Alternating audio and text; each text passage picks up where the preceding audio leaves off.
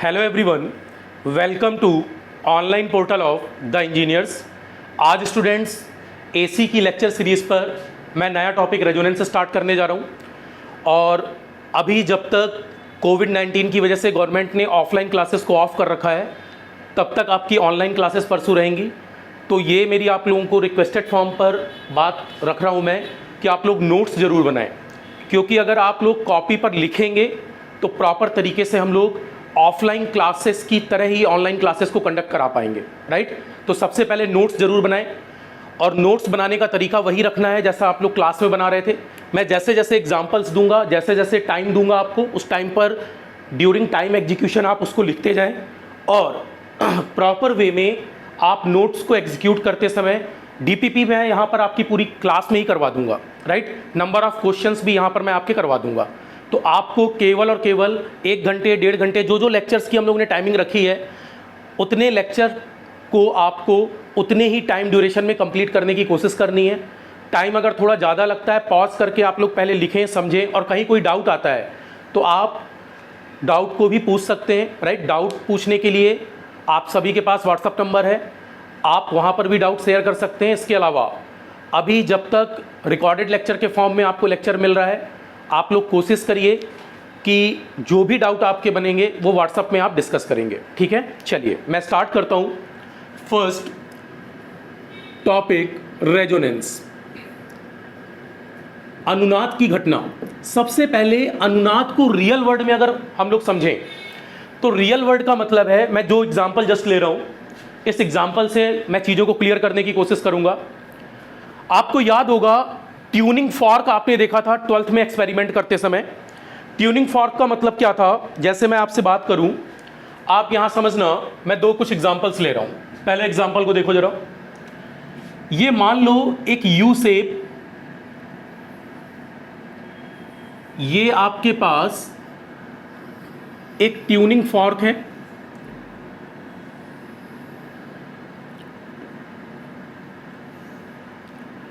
और इस tuning fork 1 bye 1 आप समझेंगे, थोड़ा सा भी टाइम देना पड़ेगा आपको इसमें।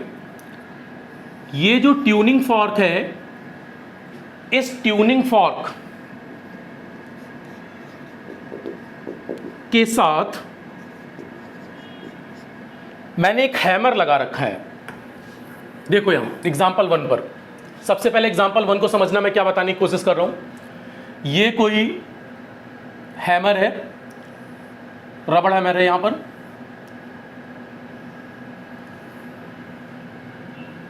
से दिस इज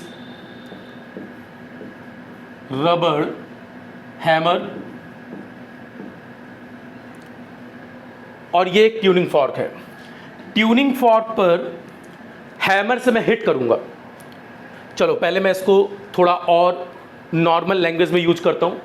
आपने जब ओल्ड कॉलेज लाइफ से पहले स्कूल डेज की बात करें तो स्कूल डेज में आप देखते थे कि एक आपके पास कवरिंग आयरन का पीस होता था, राइट, और उस पर एक हैमर से हिट करते थे आप, राइट। हथौड़े जैसा स्ट्रक्चर होता था जिससे आप हिट करते थे और आवाज आती, साउंड की, टन, ऐसे कुछ आवाज आती थी। तो ऐसे ही आपके पास ये एक यू शेप का ट्यूनिंग फॉर्क है, और इस ट्यूनिंग फॉर्क पर आप हैमर से हिट कर रहे हैं, और जब आप हैमर से हिट करेंगे तो आवाज आएगी। इस ट्यूनिंग फॉर्क की अपनी फ्रीक्वेंसी है FT, frequency of tuning fork, frequency of tuning fork, ये टेक्निकल नेम हो गया इसका। ट्यूनिंग फॉर्क मैंने आपको जो समझाया है आप समझ रहे होंगे, एक यू शेप का आयरन का पीस है स्टूडेंट्स, जिस पर आप रबड़ के हैमर से, या आपके पास वुडन पीस का हैमर होगा जिससे आप हिट कर रहे हैं। हैमर का मतलब हथौड़ा है, जिससे आप इसको जब हिट करेंगे तो आवाज आएगी। तो जब आप इस पर हिट कर रहे होंगे, ये हथौड़ा आपके हाथ में है और आपने इस पर हिट किया, जैसे ही आप इस पर हिट करोगे आवाज आएगी। और ये जो आवाज आएगी ये बेसिकली कर क्या रही है, यहां पर कुछ वाइब्रेशंस क्रिएट हो रहे हैं। क्या क्रिएट हो रहे हैं? वाइब्रेशन। और ये जो वाइब्रेशन है, ये वाइब्रेशन साउंड फ्रीक्वेंसी देंगे, ये वाइब्रेशन साउंड फ्रीक्वेंसी देंगे स्टूडेंट्स। जब ये वाइब्रेशन साउंड फ्रीक्वेंसी देंगे, मतलब हैमर को जैसे ही हिट करोगे तो वाइब्रेशंस क्रिएट होंगे और इसकी वजह से साउंड फ्रीक्वेंसी बनेगी। तो आप जैसे ये मेरे पास माइक है, वैसे ही यहां पर एक रिसीवर के थ्रू आप सुनोगे, आप यहां लगाओगे और रिसीवर से फ्रीक्वेंसी चेक करोगे कि इस पर पर्टिकुलर फ्रीक्वेंसी कितनी आ रही है और उस फ्रीक्वेंसी पर कितनी वॉइस बीट आ रही है, कितनी आवाज आ रही है। ये FT frequency of tuning fork है। बात समझना, आपने जब पहली बार हिट किया तो आवाज आई, फिर हिट किया फिर आवाज आई, फिर हिट किया फिर आवाज आई, अलग अलग आवाजें आ रही हैं स्टूडेंट्स। जो वॉइस की इंटेंसिटी है, जिस पर्टिकुलर फ्रीक्वेंसी पर एफटी का मान जिस पर्टिकुलर फ्रीक्वेंसी पर एफएस के बराबर हो जाएगा। मेरी बात को ध्यान से सुनेंगे। आपने जब पहला हिट किया तो साउंड फ्रीक्वेंसी आई fs1, दूसरा हिट किया तो साउंड फ्रीक्वेंसी आई fs2, तीसरा हिट किया तो साउंड फ्रीक्वेंसी आई fs3। ऐसे करते समय जिस पर्टिकुलर साउंड फ्रीक्वेंसी की वैल्यू ट्यूनिंग फॉर्क की फ्रीक्वेंसी से मैच कर गई, उस समय सबसे तेज आवाज आएगी और ये जो सबसे तेज आवाज आएगी ये कहलाएगा अनुनाद की घटना। ये कहलाएगा अनुनाद की घटना, रेजोनेंस कंडीशन। क्या कहलाएगा ये? अनुनाद की घटना, that is called resonance condition. तो आपके पास एफटी की वैल्यू फिक्स है और ये एफटी है फ्रीक्वेंसी ऑफ ट्यूनिंग फॉर्क। ये जो ट्यूनिंग फॉर्क है इसकी फ्रीक्वेंसी फिक्स्ड है, राइट? बार बार आप ट्यून किसको कर रहे हो? एफएस को। तो एफएस को चेंज करने का मतलब आप इंटेंसिटी ये जो मार रहे हो, हैमर से हिट कर रहे हो, पहली बार हिट किया फिर आपने इसको फ्रीक्वेंसी को चेक किया, फिर जब हिट किया फिर आवाज को चेक किया, फिर जब हिट किया फिर आवाज को चेक किया। जब सबसे ज्यादा एफएस का मान इस एफटी के जितना पास जाता जाएगा, जितना पास जाता जाएगा, जितना पास जाता जाएगा और ऑलमोस्ट दोनों इक्वल हो जाएंगे, जिस पर्टिकुलर फ्रीक्वेंसी पर एफटी और एफएस इक्वल हो जाएंगे, मतलब एफएस का वह मान जिस पर सबसे ज्यादा मैक्सिमम रिस्पांस आएगा। क्या बोल सकते हैं हम लोग कि यहां पर एफटी बराबर है फ्रीक्वेंसी ऑफ ट्यूनिंग फॉर्क और एफएस का मतलब है फ्रीक्वेंसी ऑफ साउंड वेव,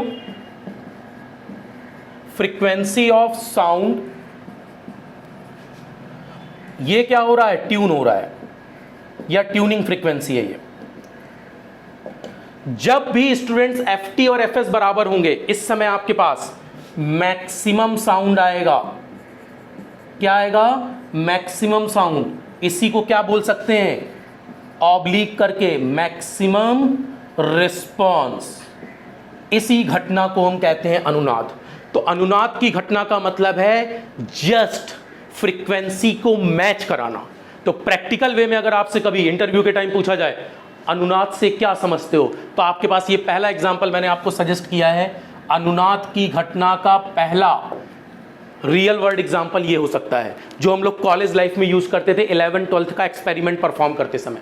11वीं या 12वीं में जब एक्सपेरिमेंट परफॉर्म करते थे तो आप देखते थे ट्यून फ्रीक्वेंसी के साथ एक बीकर लगा होता था, वहां उस एम्प्टी वेसल से एयर के थ्रू साउंड पास होता था और उसको वहां सेकंड साइड सुनते थे। उसी घटना को हम लोग अनुनाद के साथ रिलेट करते थे कि किस पर्टिकुलर वैल्यू पर मैक्सिमम साउंड गया। रिकॉल हो रहा है? उसी को हम लोग यहां पर चेक कर रहे हैं। तो जिस पर्टिकुलर फ्रीक्वेंसी पर पहली बार हिट किया, दूसरी बार हिट किया, तीसरी बार हिट किया, चौथी बार हिट किया, कई बार हिट किया, देखा बीच में हमने कि सबसे ज्यादा साउंड किस पर्टिकुलर फ्रीक्वेंसी पर आया, तो हम बोलेंगे जिस पर्टिकुलर फ्रीक्वेंसी पर साउंड सबसे ज्यादा आया वही कौन सी फ्रीक्वेंसी है? ट्यूनिंग फॉर्क की फ्रीक्वेंसी है। और ट्यूनिंग फॉर्क की फ्रीक्वेंसी और साउंड की फ्रीक्वेंसी जो आप हैमर से, रबड़ हैमर का मतलब समझ रहे हैं? रबड़ के थ्रू बना हुआ है ये, अदरवाइज प्लास्टिक वुडन पीस किसी का भी हो सकता है, उसके थ्रू हम लोग चेक कर रहे हैं हिट करते हुए।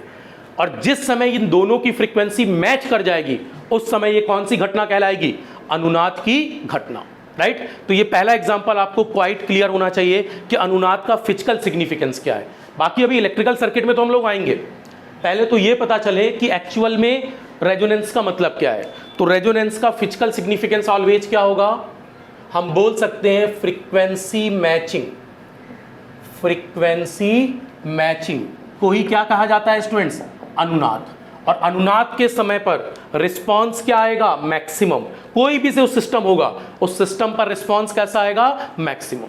तो ये पहला एग्जांपल था। तो कभी आपसे बोला जाए अनुनाद का प्रैक्टिकल फिजिकल सिग्निफिकेंस क्या है, तो रियल वर्ल्ड सिचुएशन में आप बोल सकते हैं, अगर आपके पास एक ट्यूनिंग फॉर्क है यू शेप का, ये आयरन का बना होगा या कुछ तवा जैसा स्ट्रक्चर आप मान सकते हैं, राइट, इसमें रोटी सेकी जाती है, उस स्ट्रक्चर पर अगर आप हैमर से हिट कर रहे हैं तो साउंड वेव्स बनेंगी। तो यहां इस पर जो बीट फ्रीक्वेंसी होगी, इस आयरन पीस पर भी हिट करते समय भी तो इसकी एक पर्टिकुलर फ्रीक्वेंसी होगी ना, जो इसकी नेचुरल फ्रीक्वेंसी होगी। वो नेचुरल फ्रीक्वेंसी क्या है? ft। और जिस पर अब हिट कर रहे हो, हिट करते समय अगर उतनी ही फ्रीक्वेंसी बन जाए जितनी इसकी इंटरनली वो फ्रीक्वेंसी है, तो क्या स्टूडेंट्स उस समय ft और fs बराबर हो जाएंगे और उस समय जो साउंड आएगा वो मैक्सिमम आएगा। उसी को हम क्या कहते हैं? अनुनाद आवृत्ति, राइट, रेजोनेंट फ्रीक्वेंसी का कॉन्सेप्ट आता है। तो यहां पर हमारे पास इस समय रेजोनेंस की कंडीशन आपको समझ में आ रही होगी कि फर्स्ट कंडीशन में ft और fs आपस में क्या हो जाएंगे? इक्वल। दूसरी बात, मान लो एक एग्जांपल मैं और लेता हूं, आप पॉज करके इस एग्जांपल को लिख सकते हैं। ये पहला एग्जांपल था रेजोनेंस पर। अभी हम लोग टॉपिक स्टार्ट करेंगे। टॉपिक स्टार्ट करने से पहले मैं एक दो एग्जांपल आपको बता रहा हूं सो दैट टॉपिक के बारे में आपको थोड़ा सा क्लियरेंस रहे।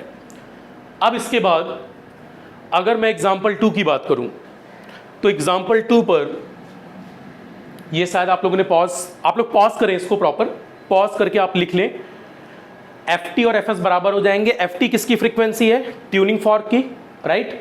ये फ्रीक्वेंसी ऑफ ट्यूनिंग फॉर्क हमें पता नहीं है स्टूडेंट्स। हमें यह पता है कि जिस वैल्यू पर मैक्सिमम वैल्यू बनेगी जब आप हैमर को हिट करोगे, तो हैमर को इस पर जब हिट करोगे तो जिस पर्टिकुलर वैल्यू पर सबसे तेज आवाज आएगी वो fs ही किसके इक्वल होगी? ft के। और जिस समय ये दोनों बराबर होंगे उसको बोलेंगे मैक्सिमम आउटपुट आना, मैक्सिमम रिस्पांस आना। तो इसी को हम बोलेंगे फ्रीक्वेंसी मैचिंग हो गई। तो रेजोनेंस का प्रैक्टिकल मतलब है frequency matching phenomena, frequency matching phenomena. I hope ये सभी ने लिख लिया होगा। चलो, अब इसके बाद अगर मैं सेकंड एग्जांपल की बात करूं, यार बहुत एग्रेसिव होकर रहे ना क्लास में, आपको बहुत प्रॉपर, जब आप बैठ रहे हैं स्टूडेंट्स तो लेक्चर कंप्लीट होने के बाद ही उठना है। ये बीच में उठना या बीच में कॉपी चेंज करना, पेन बदलना, इसकी जरूरत नहीं है। एक बार बैठना और एक बार में लेक्चर खत्म करके ही उठना है। नेट बिल्कुल प्रॉपर रखें आप लोग, सो दैट, देखो मैंने आपसे होली लीव्स के टाइम पर बोला था, यही क्रूशियल टाइम है जिसमें आप आगे भी बढ़ सकते हैं, पीछे भी हो सकते हैं। इसलिए अपने आप को मेंटेन करें, कोशिश करें कि लेक्चर्स पर बहुत ज़्यादा आपका फोकस रहे। देखो यहाँ पर अगर मैं एक सेकंड एग्जांपल की बात करूँ, ये एग्जांपल तो आपका देखा हुआ होगा। मान लो अगर ये एग्जांपल नहीं भी देखा था तो मैं एक सेकंड एग्जांपल लेता हूँ। इस सेकंड एग्जांपल से आपको क्लियरेंस मिलेगा। जैसे मान लीजिए ये मैं सेकंड एग्जांपल 2 ले रहा हूँ, ये मैं टीवी के बारे में बात कर रहा हूँ, पुरानी ओल्डर टीवीज़। पुरानी ये जो ओल्डर टीवीज़ थी, लाइक दिस, मैं मान लेता हूँ कुछ, ये अपने पास कोई ओल्डर टीवी है और इस ओल्डर टीवी में ये स्क्रीन थी टीवी की, यहाँ क्लॉक स्विच लगा होता था जिससे हम लोग चैनल्स को सेट करते थे, ठीक है। यहाँ पर्टिकुलर ट्यूनर्स लगे होते थे फ्रीक्वेंसीज के, राइट। इसको हम लोग घुमाते थे। अगर आपके यहाँ कभी किसी ने पुरानी टीवी देखी हो तो ये ऐसा अरेंजमेंट होता था, ठीक है।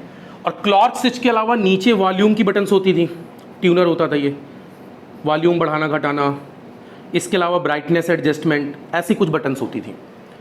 अब यहाँ पर ये टीवी है और टीवी भी मान लो आपने टेबल के ऊपर कैरी कर दी है, ये कोई टेबल है, तो ये आपने टेबल के ऊपर कैरी कर रखी है। ये कोई टेबल है जिस पर ये कैरी है।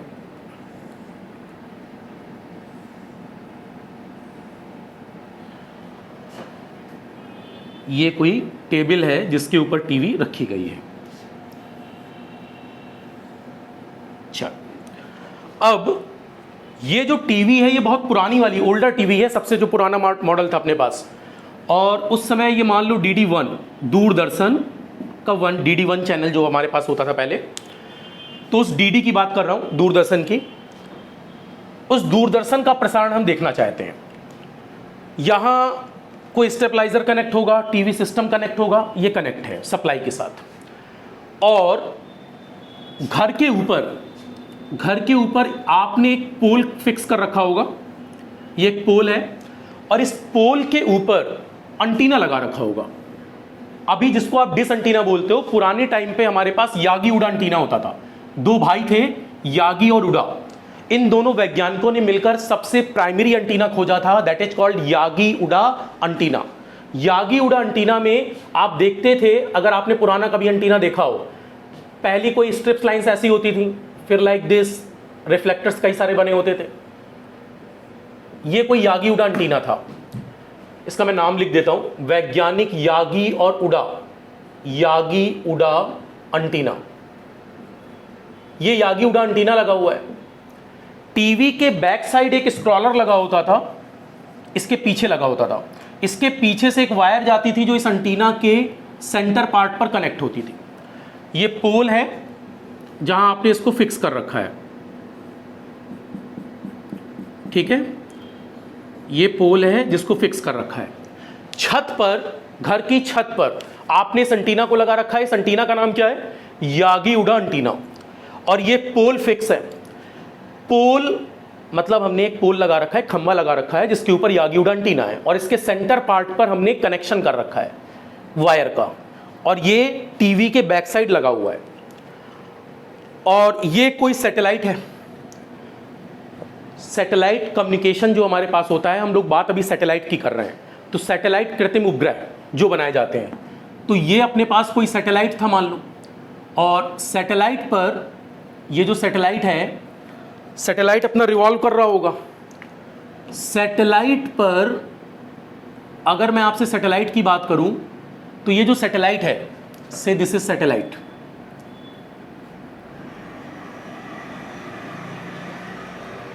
सैटेलाइट से एक फ्रीक्वेंसी, एक पर्टिकुलर फ्रीक्वेंसी सैटेलाइट पर हम लोग मान सकते हैं कि कोई एफएस फ्रीक्वेंसी थी।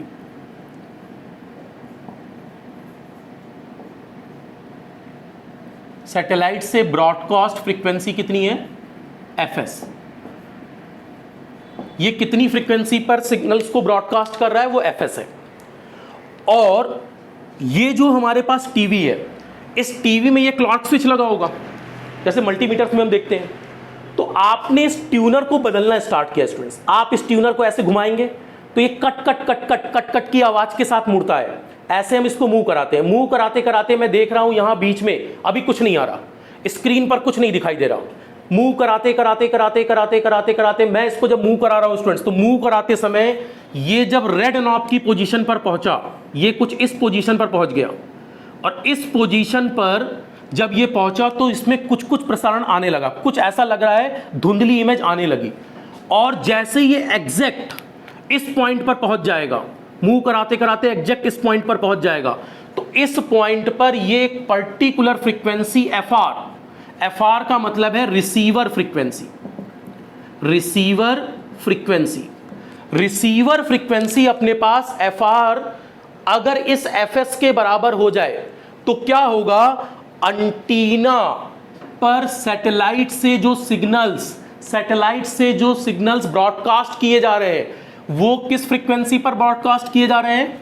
एफएस फ्रीक्वेंसी पर। तो सैटेलाइट से सबसे पहले सिग्नल कहां पहुंचेगा? एंटीना पर, और एंटीना के थ्रू रिसीवर फ्रीक्वेंसी पर अगर एफआर, बहुत ध्यान से समझना है स्टूडेंट्स, अगर एफआर की वैल्यू एफएस के इक्वल आ जाए, एफएस सैटेलाइट से ब्रॉडकास्ट फ्रीक्वेंसी है और एफआर इस टीवी के रिसीवर पर रिसीव्ड फ्रीक्वेंसी, ट्यून फ्रीक्वेंसी है। आपने ट्यून किया है स्टूडेंट्स।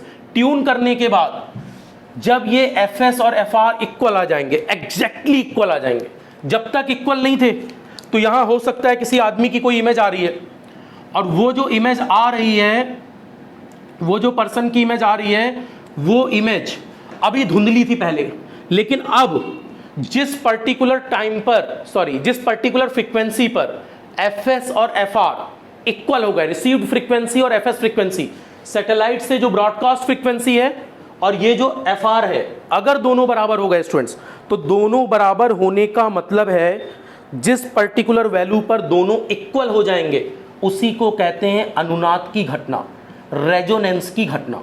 और रेजोनेंस पर इस समय सबसे बेस्ट पिक्चर क्वालिटी आपको मिलने वाली है, सबसे बेस्ट पिक्चर क्वालिटी मिलेगी। और इस समय बेस्ट पिक्चर क्वालिटी का मतलब प्रॉपर प्रसारण टीवी पर आ रहा होगा। तो ये हमारे पास ओल्डर मैकेनिज्म थी, जिस समय रिसीवर की फ्रीक्वेंसी सैटेलाइट की ब्रॉडकास्ट फ्रीक्वेंसी के बराबर हो जाएगी, उस समय maximum picture quality best mode में मिलेगी। इसी को कहते हैं इस समय मैक्सिमम रिस्पांस मिलेगा। और अगर आपने इस फ्रीक्वेंसी को सेलेक्ट नहीं किया माय डियर, मतलब स्टूडेंट्स आपने इस फ्रीक्वेंसी पहले जहां लगा हुआ था, जहां स्विच सिलेक्टर लगा हुआ था, वो फ्रीक्वेंसी डिफरेंट थी, और डिफरेंट फ्रीक्वेंसी पर आपको यहां कुछ ऐसे ब्लैक एंड व्हाइट प्रिंट्स मिलेंगे। वो ब्लैक एंड व्हाइट प्रिंट्स आपको क्लियर नहीं होंगे, राइट? आपको ऐसा लगेगा कुछ मच्छर जैसे स्ट्रक्चर आ रहे हैं, राइट? पुराना अगर ओल्डर मैकेनिज्म की बात करें। और जब जैसे जैसे आप इसको ट्यून करते जाओगे और जहां receiver frequency satellite broadcast frequency के लगभग क्लोजर पहुंचेगी, उस समय स्टूडेंट जब ये बिल्कुल पास पहुंचने वाली होगी, तब एकदम ये एग्जैक्ट पोजीशन में सबसे बेस्ट पोजीशन आने वाली है। मतलब प्रॉपर इमेज आने लगेगी, प्रॉपर ऑडियो, प्रॉपर वीडियो, सब कुछ बहुत प्रॉपर हो जाएगा। इसी को हम कहते हैं बेस्ट पिक्चर क्वालिटी मिलने लगेगी, और उस समय मैक्सिमम रिस्पॉन्स मिलेगा। और इस समय हम बोलेंगे कि अनुनाद की घटना हो गई है और फ्रीक्वेंसी मैचिंग का कॉन्सेप्ट हो गया है। क्या बोलेंगे? फ्रीक्वेंसी मैचिंग का कॉन्सेप्ट हो गया है। तो मुझे ऐसा लगता है कम से कम ये बात अब दिमाग में आनी चाहिए कि पुराने टाइम पर यागी उडा एंटीना यूज होता था। कौन सा antenna? Yagi Uda antenna. Yagi Uda antenna सबसे बेसिक एंटीना माना जाता है, और सैटेलाइट कम्युनिकेशन के थ्रू, सैटेलाइट के थ्रू हम लोग सैटेलाइट की ब्रॉडकास्ट फ्रीक्वेंसी के इक्वल यहां फ्रीक्वेंसी बनाएंगे और जिसके साथ उस चैनल को प्रॉपर देखेंगे। आज की डेट में डिश टीवी के साथ ऐसा करते हैं हम लोग। डिश टीवी में जिसका आपने चैनल परचेज कर रखा है, उस पर्टिकुलर फ्रीक्वेंसी पर आपको ट्यूनिंग फ्रीक्वेंसी मिलती जाती है। तो वो आज की प्रेजेंट परसेप्शन है, उसको मैं आपको क्वालिटी फैक्टर के साथ रिलेट करके पढ़ाऊंगा। अभी जस्ट रेजोनेंस स्टार्ट किया है, तो रियल लाइफ में पहले प्रैक्टिकल फीलिंग होनी चाहिए, पहले पता चलना चाहिए, सब्जेक्ट को फील जरूर होना चाहिए कि हाँ आखिर रेजोनेंस हम पढ़ क्या रहे हैं। तो पहले आपको ये दो एग्जाम्पल दिमाग में आने चाहिए, सो दैट आगे की मैं बातें कर पाऊँ। एक बार आप लोग इसको लिख लीजिए, राइट? ये दो एग्जाम्पल मैंने लिए हैं। अब मैं रियल टाइम सिचुएशन पर जाऊंगा, अब मैं इस समय रियल टाइम सिचुएशन पर जाऊंगा। पहले आप लोग इसको लिख लीजिए, राइट? आप पॉज करके भी इसको लिख सकते हैं।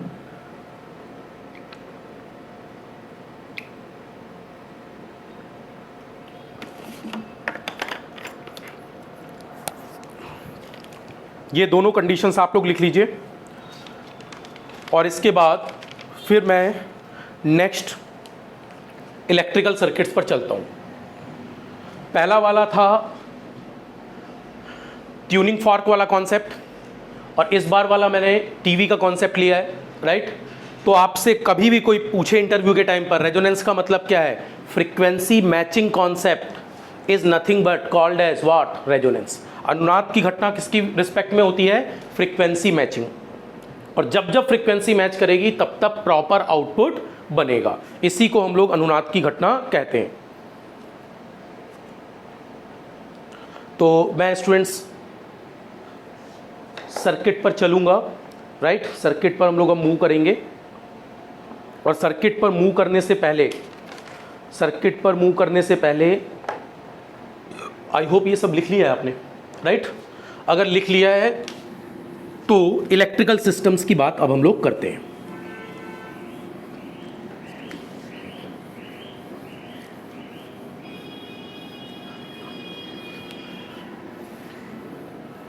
किसी इलेक्ट्रिकल सिस्टम में, पॉज करके आप लोग लिख सकते हो आराम से,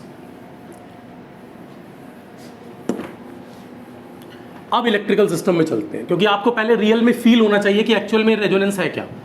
बाकी थ्योरेटिकल पार्ट तो अभी हम लोग पढ़ेंगे इसका, that will take some time, उसको बहुत प्रॉपर वे में हम लोग रीड आउट करेंगे।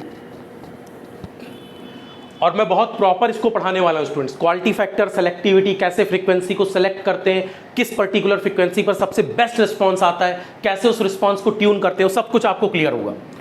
लेकिन मैंने आपको हमेशा समझाया है, गरीबी स्टेप बाय स्टेप, धीमे धीमे, वन बाय वन टॉपिक्स को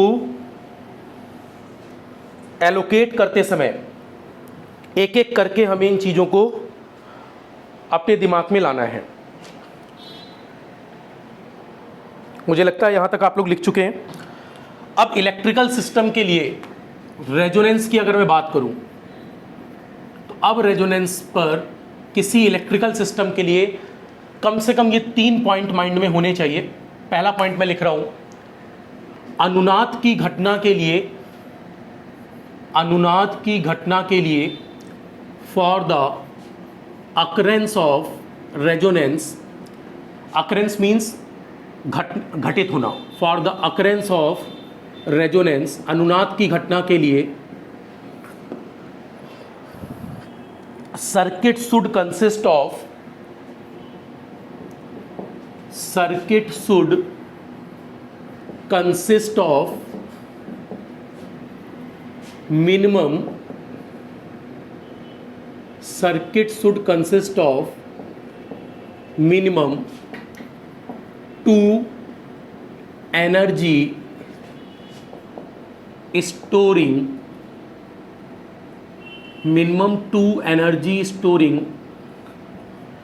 एलिमेंट ऑफ, अभी हिंदी वालों को भी बोल रहा हूं, of opposite nature, that is L and C। अनुनाद की घटना के लिए सर्किट में कम से कम 2 एनर्जी स्टोरिंग एलिमेंट होने चाहिए और दोनों का नेचर आपस में विपरीत होना चाहिए। मतलब प्रतिरोध एनर्जी स्टोरिंग एलिमेंट नहीं है, इंडक्टर एनर्जी स्टोरिंग एलिमेंट है और कैपेसिटर एनर्जी स्टोरिंग एलिमेंट है। तो दोनों ही एलिमेंट होने चाहिए और दोनों का नेचर आपस में कैसा होना चाहिए, विपरीत होना चाहिए। तो L और C दोनों ही होने चाहिए। तो सबसे पहला पॉइंट, किसी इलेक्ट्रिकल सर्किट में अगर अनुनाद की घटना अचीव करनी है तो इलेक्ट्रिकल सर्किट में circuit should consist of minimum 2 energy storing element. अगर इंडक्टर लगाए तो इंडक्टर के साथ कैपेसिटर चाहिए, कैपेसिटर लगाए तो कैपेसिटर के साथ इंडक्टर चाहिए। सर्किट में दोनों तरह के एनर्जी स्टोरिंग एलिमेंट होने ही चाहिए। दोनों का नेचर आपस में क्या होता है, अपोजिट। एक मैग्नेटिक फील्ड के फॉर्म में एनर्जी को स्टोर करता है और एक इलेक्ट्रोस्टैटिक फील्ड के फॉर्म में एनर्जी को स्टोर करता है। दूसरी लाइन, अगर आपसे बोला जाए कि अनुनाद की घटना के समय क्या हो रहा है, तो आप बोल सकते हैं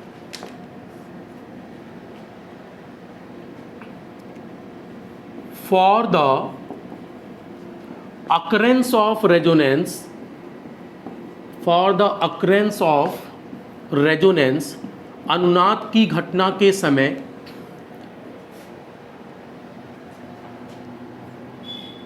सर्किट,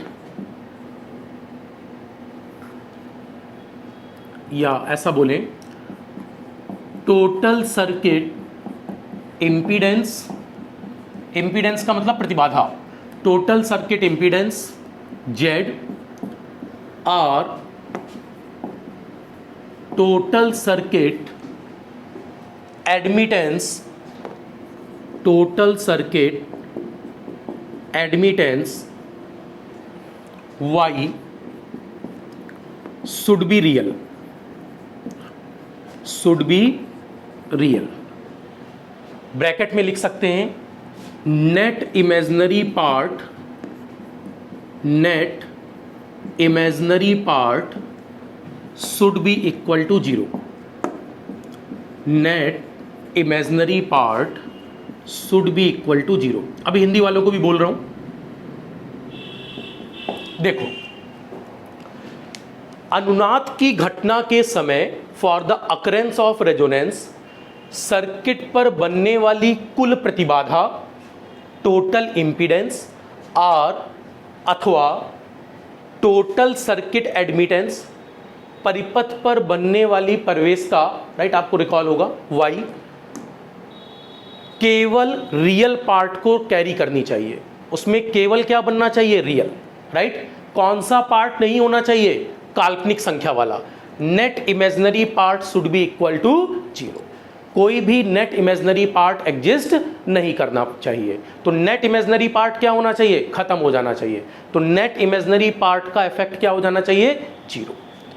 नेक्स्ट अगर हम बात करें थर्ड, तो मैं बोल सकता हूं, मतलब केवल आपके पास कौन सी टर्म बनने की बात क्लियर हो रही है? केवल आपके पास कौन सी टर्म बननी चाहिए? Real part. इसी तरह मैं बोल सकता हूं for the occurrence of resonance, ये 3 से 4 पॉइंट बन रहे हैं अपने पास। For the occurrence of resonance, बाकी मैं इसको डिटेल में पढ़ाऊंगा, अभी घबराओ नहीं। For the occurrence of resonance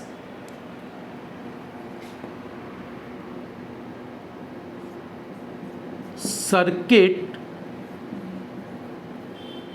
resulting current and voltage, circuit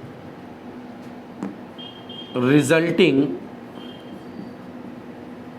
current and voltage should be in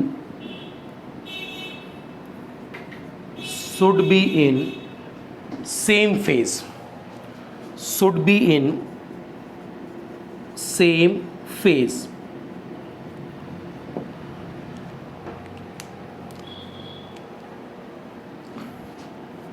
अथवा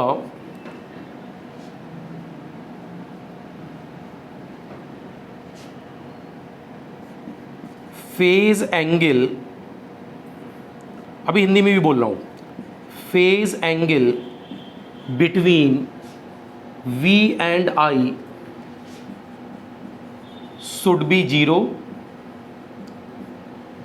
और power factor value should be unity। Power factor value should be, हर एक चीज प्रूफ होकर आएगी स्टूडेंट्स। अभी जस्ट मैं इसके बाद स्टार्ट करूंगा। यूपीएफ का मतलब है unity power factor, unity power factor. अभी जस्ट मैं 3 से 4 पॉइंट लिखवाकर फिर स्टार्ट करूंगा। हिंदी वाले लिख सकते हैं, अनुनाद की घटना के समय जो परिणामी करंट और परिणामी जो वोल्टेज होगा, दोनों आपस में क्या होंगे? सेम फेज में होंगे। दोनों आपस में क्या होंगे? Same phase. और दोनों आपस में सेम फेज होने का मतलब, दोनों आपस में सेम फेज होने का मतलब है फेज एंगल बिटवीन V और I के बीच का क्या होगा? 0। दोनों के बीच का फेज एंगल 0 होने का मतलब, आप जानते हैं पावर फैक्टर का मतलब cosine of angle between voltage and current. तो पावर फैक्टर का मतलब होता है, power factor is nothing but cos of angle between V and I। Resulting voltage और रिजल्टिंग करंट के बीच का एंगल अगर 0 है तो कॉस 0 का मतलब क्या आ जाएगा? 1। इसी को क्या कहते हैं? Unity power factor. इसी को क्या कहते हैं हम लोग? Unity power factor. तो ये आपके पास पहला, दूसरा, तीसरा पॉइंट बना। एक चौथा पॉइंट ये बनता है, इसको भी लिख ही सकते हैं हम लोग। हिंदी वालों को क्लियर हो गया? परिणामी धारा और परिणामी वोल्टेज के बीच में फेज एंगल कितना होना चाहिए? 0, राइट। अगर दोनों के बीच में, मतलब दोनों सेम फेज में है, तभी तो फेज एंगल 0 होगा। ब्रैकेट में मैंने लिखवाया इन दोनों के बीच में फेज एंगल 0 होगा। और पावर फैक्टर, शक्ति गुणांक का मान कितना होगा? Unity, right. इसके बाद कोई स्टूडेंट ये ब्लेम मत करने लगना कि बोले सर इंग्लिश में तो नहीं लिखवा दिया, हिंदी कहाँ गई? हिंदी में भी बोल रहा हूँ मैं आपको, इंग्लिश में भी बोल रहा हूँ, राइट। किसी एक लैंग्वेज में मैं लिखता जाऊँगा, किसी एक लैंग्वेज में मैं आपको लिखवाता जाऊँगा, राइट। जैसा मैं क्लासरूम में कर रहा था। तो मैंने कोशिश क्या की है, लिखवा इसको इंग्लिश में दिया है, राइट, बोल मैंने आपको हिंदी में दिया है, राइट। इससे कोई फर्क पड़ने वाला नहीं है। कहोगे तो आगे चलकर अगर आप लोगों का सजेशन आएगा तो मैं इसको हिंदी में लिखवाता जाऊंगा और इंग्लिश में आप लोगों को डिक्टेट करता जाऊंगा, उससे कोई फ़र्क नहीं है। बट मुझे ऐसा लगता है कि अब काफ़ी टाइम आपको हो चुका है और आप लोग इतनी हिंदी इंग्लिश का इशू नहीं है, राइट। बट फिर भी अगर दिक्कत आएगी तो यू कैन मुझे आप सजेस्ट कर सकते हो, उसके अकॉर्डिंग मैं यहाँ पर चेंज कर दूंगा। मैंने वैसे मेरे ख्याल से तीनों बातें आपको हिंदी में लिखवा दी हैं। चौथा, अब मान लो आपसे कहा जाए कि अनुनाद की घटना के समय for the occurrence of resonance, अनुनाद की घटना के समय, ये नीचे वाला आपको विजिबल हो जाएगा, ठीक है। For the occurrence of resonance, अनुनाद की घटना के समय, for the occurrence of resonance, अनुनाद की घटना के समय, for the occurrence of resonance, total power or apparent power, right? Total power becomes equal to active power only. Total power becomes equal to active power. That means net imaginary power, that means ये सब सारे point अभी आएंगे, that means net imaginary power, इसी को हम कहते हैं नेट और net reactive power. Net reactive power should be equal to 0। Net reactive power should be equal to 0। मैंने ये क्या बात लिखवाई है ध्यान से समझना। मैंने बोला अनुनाद की घटना के समय जो कुल शक्ति बन रही है टोटल पावर सर्किट में, वो किसके बराबर हो गई? एक्टिव पावर के। क्यों? क्योंकि स्टूडेंट्स पावर फैक्टर का मान 1 हो गया तो साइन फाई 0 हो गया, तो नेट रिएक्टिव पावर क्या हो जाएगी? 0। तो कुल जो रिएक्टिव पावर है, रिएक्टिव पावर का मतलब इमेजिनरी पावर, इमेजिनरी पावर खत्म हो गई, कुल पावर किसके बराबर हो गई? Active power. तो हम कह सकते हैं चौथा पॉइंट, अनुनाद की घटना के समय जो टोटल पावर बनती है वो टोटल पावर किसके इक्वल आती है? Active power, right. तो मुझे ऐसा लगता है ये 4 स्टेटमेंट आपके दिमाग में आने चाहिए। मैं चारों को रिपीट कर रहा हूं, राइट। हिंदी वालों ने लिख लिया होगा, अनुनाद की घटना के समय बनने वाली कुल शक्ति सक्रिय शक्ति के बराबर होती है या एक्टिव पावर के बराबर होती है। इस समय बनने वाली नेट रिएक्टिव पावर कितनी होती है? 0। रिएक्टिव पावर का ही दूसरा नाम क्या होता है? Imaginary power. इसी का एक और नाम क्या होता है? Wattless component power, wattless power. आपको मैंने तीनों नाम वहां बताए थे। अब मैं इन चारों स्टेटमेंट को एक बार रिपीट कर रहा हूं, ध्यान से सुनना। पहला स्टेटमेंट था, अगर किसी सर्किट में अनुनाद की घटना चाहिए, क्या चाहिए आपको? अनुनाद की घटना। तो अनुनाद की घटना के समय ये मस्ट है, मेरी बात फिर से सुनेंगे, अनुनाद की घटना के समय ये मस्ट है कि सर्किट में अनुनाद के लिए सर्किट शुड कंसिस्ट ऑफ, किसी इलेक्ट्रिकल सर्किट में क्या होना चाहिए? 2 एनर्जी स्टोरिंग एलिमेंट। इंडक्टर भी होना चाहिए एज वेल एज कैपेसिटर भी होना चाहिए, अथवा कैपेसिटर के साथ साथ इंडक्टर भी होना चाहिए। तो 2 इंडक्टर की बात नहीं कर रहे, 2 कैपेसिटर की बात नहीं कर रहे, हम बात कर रहे हैं अगर इंडक्टर लगा है तो साथ साथ कैपेसिटर भी होना चाहिए। मेरी बात क्लियर हो रही है? कैपेसिटर लगा है तो साथ साथ इंडक्टर भी होना चाहिए, राइट। तो दोनों एनर्जी स्टोरिंग एलिमेंट होने चाहिए। दोनों का नेचर एक आपस में एक दूसरे के विपरीत होता है, राइट। तो ये पहला पॉइंट था। दूसरी बात, अगर परिपथ में अनुनाद की घटना चाहिए तो अनुनाद की घटना के समय बनने वाली कुल प्रतिबाधा या कुल प्रवेशता की बात करें, that is admittance, total impedance की बात करें या टोटल एडमिटेंस की बात करें, दोनों का मान केवल रियल पार्ट के इक्वल आना चाहिए। किस पार्ट के इक्वल आना चाहिए? Real part. और रियल पार्ट के इक्वल आने का मतलब नेट इमेजिनरी पार्ट, जो काल्पनिक वाला पार्ट है, वो क्या हो जाना चाहिए? खत्म हो जाना चाहिए, right. Net imaginary part becomes 0। बात क्लियर है? तीसरा पॉइंट मैंने बोला था, अनुनाद की घटना के समय जो रिजल्टिंग वोल्टेज बनेगा और जो रिजल्टिंग करंट बनेगी वो दोनों सेम फेज में बनना चाहिए। मतलब इन दोनों के बीच का एंगल डिफरेंस क्या होगा? 0। और अगर इन दोनों के बीच का स्टूडेंट्स एंगल डिफरेंस 0 है, इसका मतलब है कि अगर एंगल डिफरेंस जीरो है तो cosine of angle between voltage और current, cos of angle between voltage and current अगर जीरो है तो क्या शक्ति गुणांक का मान 1 हो जाएगा? तो शक्ति गुणांक का मान क्या हो जाएगा? 1, राइट। फिर मैंने आपको बोला कि अनुनाद की घटना के समय सर्किट में बनने वाली कुल पावर किसके बराबर हो जाती है? केवल एक्टिव पावर के बराबर, क्योंकि जितना इंडक्टर में रिएक्टिव पावर बनेगी उतनी ही पावर कैपेसिटर में भी रिएक्टिव पावर बनेगी, और दोनों पावर एक दूसरे को क्या कर देंगी? कैंसिल। तो आपके पास जो नेट पावर है, टोटल पावर है, वो टोटल पावर एक्टिव पावर के इक्वल हो जाएगी। ये 4 स्टेटमेंट सीरीज रेजोनेंस हो या पैरेलल रेजोनेंस हो, दोनों के लिए वैलिड होते हैं। जनरल रेजोनेंस की भी मैंने बात की, राइट। अब एक एक करके मैं टॉपिक में एलोबरेशन करूंगा। ये 4 लाइनें पता होनी चाहिए, बाकी मैं इन 4 बातों को अभी नंबर ऑफ टाइम्स प्रूफ करूंगा, ठीक है। एक एक करके अभी आगे आएगा, अभी वेट करना है जस्ट। तो मैं अब आगे वाले पार्ट में मूव करता हूं। इतनी ये 4 लाइनें आपने लिख ली होंगी कि अनुनाद का बेसिक मतलब क्या है। और मैं आपको क्लियर कर दूं स्टूडेंट्स, एसी मान लो आपका बेसिक में कुछ एसी में अभी वीक पॉइंट भी है तो कोई दिक्कत नहीं है।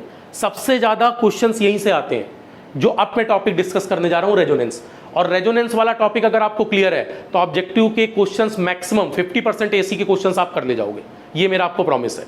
इजीली आप कर ले जाओगे केवल और केवल रेजोनेंस से, राइट। रेजोनेंस के 100% अगर आपको टॉपिक क्लियर है तो आप ये मानकर चलो कि एसी का 50% क्वेश्चंस आप आराम से कर ले गए, राइट।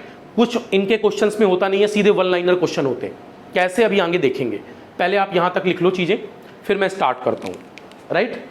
एक एक करके फिर मैं स्टार्ट करूंगा, बहुत प्रॉपर वे में आपको इनको समझाऊंगा। आप एक बार बस जस्ट इसको लिख लीजिए, और अगर लिख चुके हो तो मैं इसको रब कर दूं। मुझे लगता है यहां तक शायद आप लोग लिख भी चुके हैं, राइट। मैं प्रॉपर पॉज दे रहा हूं आप लोगों को, आप लोग पॉज करके भी लिख सकते हैं। और ऑनलाइन क्लासेस में स्टूडेंट्स हम लोगों ने रिकॉर्डेड फॉर्म इसीलिए रखा है ताकि आपके पास लेक्चर्स स्टोर रहें, आप लोग इसको बाद में भी देख सकें। और आप इंक्रीज करके भी देख सकते हैं, डिक्रीज करके भी देख सकते हैं स्पीड को, ठीक है। कुछ स्टूडेंट्स बोल रहे हैं सर नेट की प्रॉब्लम रहती है। देखो अब इतना आप लोगों को मैनेज करना होगा स्टूडेंट्स, क्योंकि जब तक क्लासेस अभी ऑफलाइन स्टार्ट नहीं है तब तक थोड़ा सा आपको इन चीज़ों को मैनेज करना होगा, राइट। तब तक इन बातों को आप थोड़ा मैनेज करें। तो यहां पर सीरीज रेजोनेंस पर मैं फर्दर मूव ऑन होऊंगा, और सीरीज रेजोनेंस में कुछ बेसिक पॉइंट्स मैं अभी आपको बताऊंगा। जिस दिन क्लासेस खुलेंगी मैं ऑफलाइन में नोट्स जरूर देखूंगा, इतना याद रखना, ये बात दिमाग में रखना। मैं ऑफलाइन में नोट्स जरूर देखूंगा कि आपने ऑनलाइन में कितना क्या क्या लिखा, रफ में लिखा है सर, फेयर कॉपी अलग है, घर में भूल गए, ये बातें चलेंगी नहीं। आपको पता है कि रिजल्ट आपको देना ही है, और रिजल्ट के लिए आपको पढ़ना ही पड़ेगा। प्रॉपर वे में चीज़ों को पढ़ना है स्टूडेंट्स, कोई चीज़ें बीच में स्किप ना करें। और मैं आपको बता दूं एनर्जी लेवल मेंटेन रखना बहुत ज़रूरी है, इसीलिए हम लोगों ने ऑनलाइन क्लासेस तुरंत स्टार्ट कर दी हैं, क्योंकि हमें पता है अगर थोड़ा सा और गैप हो गया तो और गैप होने के बाद फिर आपकी पढ़ाई बहुत पीछे चली जाएगी। अभी आप लोग घर पर होंगे या आ भी गए होंगे तो आपने देखा होगा कि आप लोगों की पढ़ाई काफ़ी बैक जा चुकी है, राइट। रूम पर वो पढ़ाई का टेम्परामेंट नहीं आता जब तक क्लासेस ना चल रही हों, इसलिए ऑनलाइन से थोड़ा सा अपने अंदर एग्रेशन लाएं, टेम्परामेंट लाएं, सो दैट आपके टॉपिक्स प्रॉपर वे में हो पाएँ। तो can I start series resonance? यहाँ से मैं सीरीज रेजोनेंस से स्टार्ट कर सकता हूँ, राइट। चलिए मैं स्टार्ट करता हूँ। Now next give the heading series resonance. Series resonance. तो सीरीज रेजोनेंस पर जाने से पहले सीरीज आरएलसी सर्किट हमें पता होना चाहिए। तो मैं एक बार सीरीज आरएलसी सर्किट पहले बना देता हूं। एक सीरीज आरएलसी सर्किट की अगर मैं बात करूं तो मान लो say this is R, this is L, R L के बाद नेक्स्ट सी लगा हुआ है, आर एल सी के साथ यहां कोई सोर्स वोल्टेज है, alternating nature, sinusoidal nature,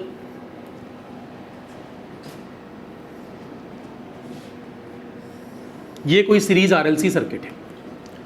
series RLC circuit में वीएस फेजर का मान है मॉड वीएस और कोण एंगल 0 मान लिया मैंने, राइट।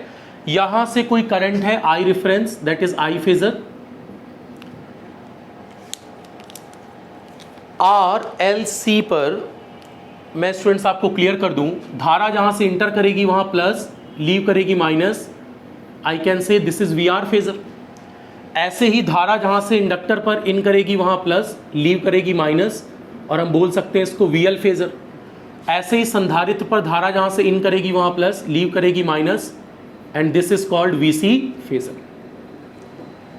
अब अगर आपको याद होगा फेजर फॉर्म में लिखने से पहले मैं इसको ब्लॉक में रिप्रेजेंट कर देता था। तो अगर मैं आर को ब्लॉक में रिप्रेजेंट करूं, रिकॉल होगा आपको, या एल को ब्लॉक में रिप्रेजेंट करूं और सी को ब्लॉक में रिप्रेजेंट करूं, तो आपको याद होगा आर को हम लोग किस फॉर्म में लिखते थे स्टूडेंट्स? आर का जो इंपीडेंस बनता था, क्या जेड आर की वैल्यू आर बन जाती थी? इंडक्टर के केस में जेड एल का मान, जेड एल का मतलब है प्रतिबाधा किसकी? इंडक्टर की। तो इंडक्टर में बनने वाली प्रतिबाधा का मतलब जे एक्सएल हो जाएगा। ऐसे ही यहां कैपेसिटर में बनने वाली प्रतिबाधा जेड सी का मान क्या हो जाएगा? माइनस जे एक्सी हो जाएगा, राइट। इतना मुझे लगता है सभी को रिकॉल होगा, ये मैंने आपको स्टार्टिंग में बताया था, कई बार रिपीट कर चुका हूं ये बातें, राइट।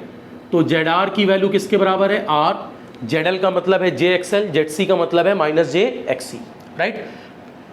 क्योंकि आप जब तक इसको फेजर फॉर्म में नहीं लिखेंगे तब तक आप यहां केवीएल और बाकी एनालिसिस नहीं कर सकते। तो याद रखें स्टूडेंट्स, पहले इसको फेजर फॉर्म में लिखते हैं, प्रतिरोध आर को आर ही लिखते हैं, लेकिन एल को पहले किस में कन्वर्ट करते हैं? एक्सएल। एक्सएल का मतलब होता है प्रतिघात, रिएक्टेंस, इसी को बोलते हैं इंडक्टिव रिएक्टेंस। एक्सएल का मतलब क्या है? इंडक्टिव रिएक्टेंस, प्रेरणीय प्रतिघात। एक्सी का मतलब है धारतीय प्रतिघात, कैपेसिटिव रिएक्टेंस। एक्स के सफिक्स में सी लिखा हुआ है, एक्स के सफिक्स में एल लिखा हुआ है। मेरी बात समझ पा रहे हैं? तो मैं बोल सकता हूं एक्सएल का मतलब, आपको रिकॉल होगा, एक्सएल को ही मैं बोलता था इंडक्टिव रिएक्टेंस, प्रेरणीय प्रतिघात, इंडक्टिव रिएक्टेंस, और एक्सएल की वैल्यू होती है ओमेगा इंटू एल।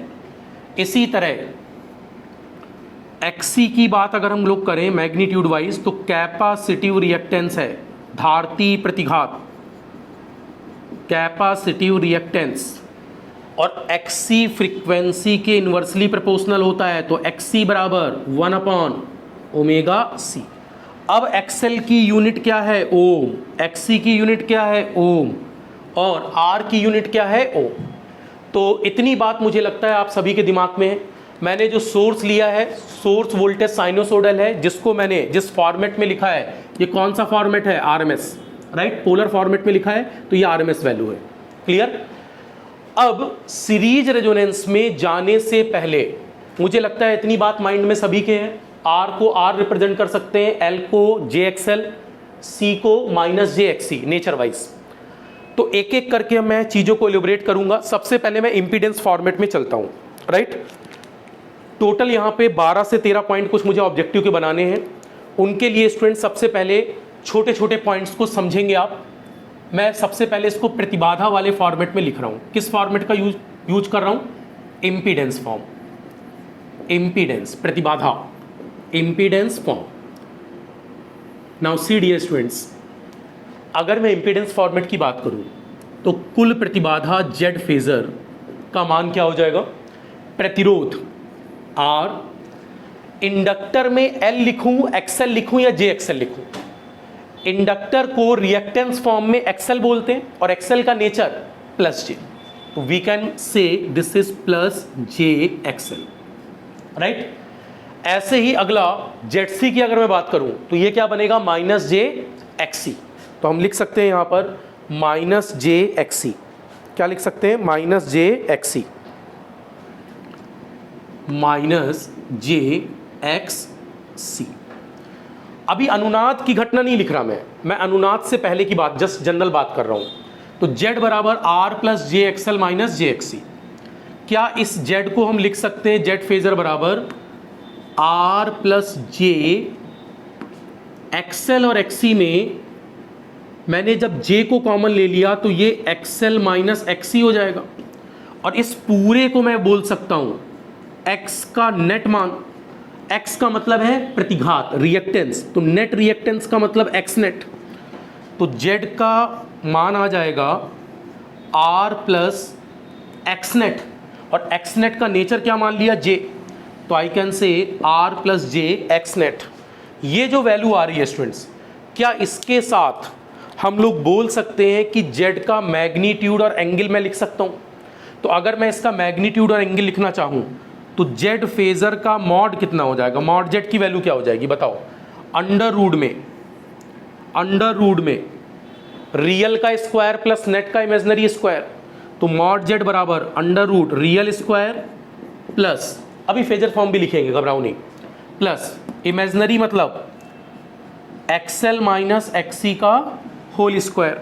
तो यहां आपके पास टर्म आ गई अंडर रूट में real square plus net imaginary का स्क्वायर, इमेजिनरी का मतलब नेट एक्स, राइट। इसी तरह अगर आपसे बोला जाए एसी में ओम का नियम क्या है, तो बताइए क्या एसी में ओम के नियम का मतलब था V फेजर बराबर I phasor into Z phasor, right. AC में ओम्स लॉ क्या होता है, V बराबर I into Z.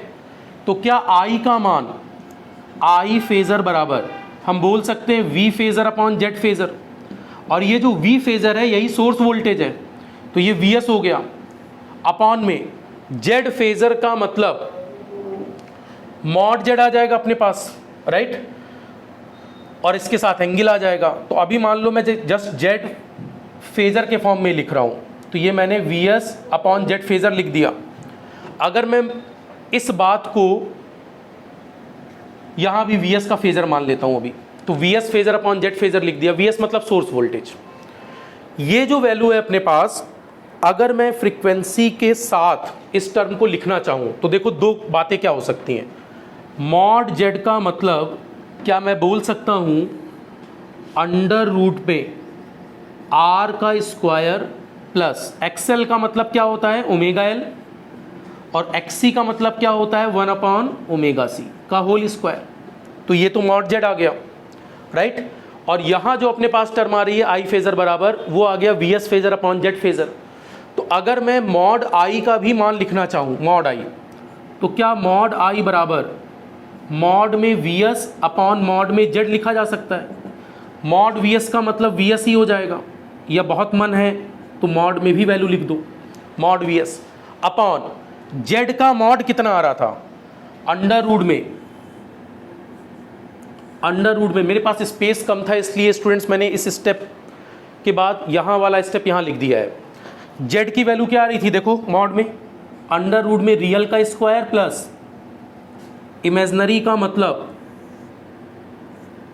Omega L minus 1 upon omega C का स्क्वायर, राइट। तो मुझे लगता है इतनी बात अभी आपके दिमाग में आ रही होगी। मैंने अभी अनुनाद की कोई बात नहीं करी, अभी मैंने किसकी बात नहीं करी, अनुनाद की। जस्ट मैंने यहाँ तक अभी केवल और केवल स्टूडेंट्स ये कोशिश की है कि आप समझ पाएं कुल प्रतिबाधा क्या बनेगी, real part plus imaginary part, imaginary part का नेट एक्सएल माइनस एक्सी, जो बड़ा होगा उससे छोटे को घटा देंगे। एक्सएल माइनस एक्सी है अभी मान लो, एक्स नेट मान लिया इसको, वैल्यू हमारे पास एक्सएल माइनस एक्सी का होल स्क्वायर मतलब under root real square plus imaginary square, ये मॉड वाइज है। इसके अलावा एसी का ओम्स लॉ क्या कहता है, वी बराबर आई इंटू जेड, तो आई फेजर बराबर V phasor upon Z phasor या V S phasor upon Z phasor. Magnitude wise mod लिख दें तो दोनों का मॉड, मतलब इस तरफ मॉड लगाओगे तो इधर भी मॉड आएगा, तो mod V S upon mod Z, और मॉड जेड का मान दिस हो गया। मुझे नहीं लगता यहाँ तक अप टू दिस किसी को कोई दिक्कत आनी चाहिए, ये बातें मैं आपको पढ़ा चुका हूँ पहले भी। हाँ, जिनको ऐसा लग रहा है कि sir mod XL mod XC लिख दो, वो भी लिख सकते हो, बट मेरे को लग रहा है कि अब बहुत कंफर्टेबल हो चुके हो आप लोग एक्सएल और एक्सी पर, तो मैंने जनरल वे में अप्रोचेस लिख दिए, राइट। मॉड एक्सएल का मतलब समझ रहे हो ना सब। अगर मैं फेजर जब खींचूंगा तो लेंथ वाइज बात करूंगा, बात क्लियर है। तो अब जनरल वे में मैं एक्सएल एक्सी ही लिख रहा हूँ, राइट, क्योंकि अब आपकी आदत एक्सएल एक्सी की डायरेक्ट भी आ जानी चाहिए। चल, अब यहाँ पर मैं इसको रब करने के बाद रेजोनेंस की कंडीशंस के कुछ बेसिक पॉइंट बनाने वाला हूँ स्टूडेंट्स। तो आप सबसे पहले अप टू दिस लिख लीजिए, मैं इसके जस्ट बाद टॉपिक को स्टार्ट करूँगा एट ओमेगा बराबर ओमेगा नॉट से। मतलब अभी तक मैंने अनुनाद की कोई बात नहीं करी, अब मैं इसके तुरंत बाद अनुनाद की घटना पर चलूँगा और अनुनाद की घटना में कुछ बेसिक पॉइंट्स बनाऊँगा, ठीक है। ये जो डाटा मैंने लिखा है, ध्यान रखें, ये जो करंट मैंने लिखी है अनुनाद के समय नहीं लिखी है, जनरल करंट लिखी है। इसको मैं रिप्रेजेंट भी कर देता हूँ। इसका मतलब है अभी ये इंस्टेंटेनियस वैल्यू ऑफ करंट है, ये value instantaneous value of current है, इंस्टेंटेनियस वैल्यू ऑफ करंट है ये, right, instantaneous value of current है ये, ठीक है, इंस्टेंटेनियस वैल्यू ऑफ करंट है। इंस्टेंटेनियस का मतलब तत्क्षणिक मान ऑफ करंट। अभी रेजोनेंस के टाइम पर नहीं लिखा, अभी जनरल लिख दिया है ये, राइट। रेजोनेंस की बात मैं अब करूंगा और अब पॉइंट बनाऊंगा, जो भी 12, 13, 14 पॉइंट जो बनेंगे वो अब इसके बाद बनाऊंगा मैं। अभी कोई डाउट नहीं कि सर एक्सएल बराबर एक्सी होता है, कुछ नहीं, जस्ट इसके बाद आएगी ये चीज़ें। अभी मैंने क्या लिखा है, सीरीज सर्किट के लिए कुल प्रतिबाधा कितनी बनेगी और कुल धारा कितनी बनेगी, और ये जो धारा बनी है ये कौन सी करंट है, इंस्टेंटेनियस वैल्यू ऑफ करंट का मैग्नीट्यूड मॉड में लिखा है मैंने, ठीक है। मुझे ऐसा लगता है यहाँ तक आप लोग लिख चुके होंगे, तो मैं इसको आगे कंटिन्यू कर सकता हूँ अब, राइट। एक बार आप लोग इसको लिख लो, ये मॉड जेड लिखा है। मॉड जेड का मतलब आप सबको क्लियर होगा, अंडर रूट में real square plus imaginary square.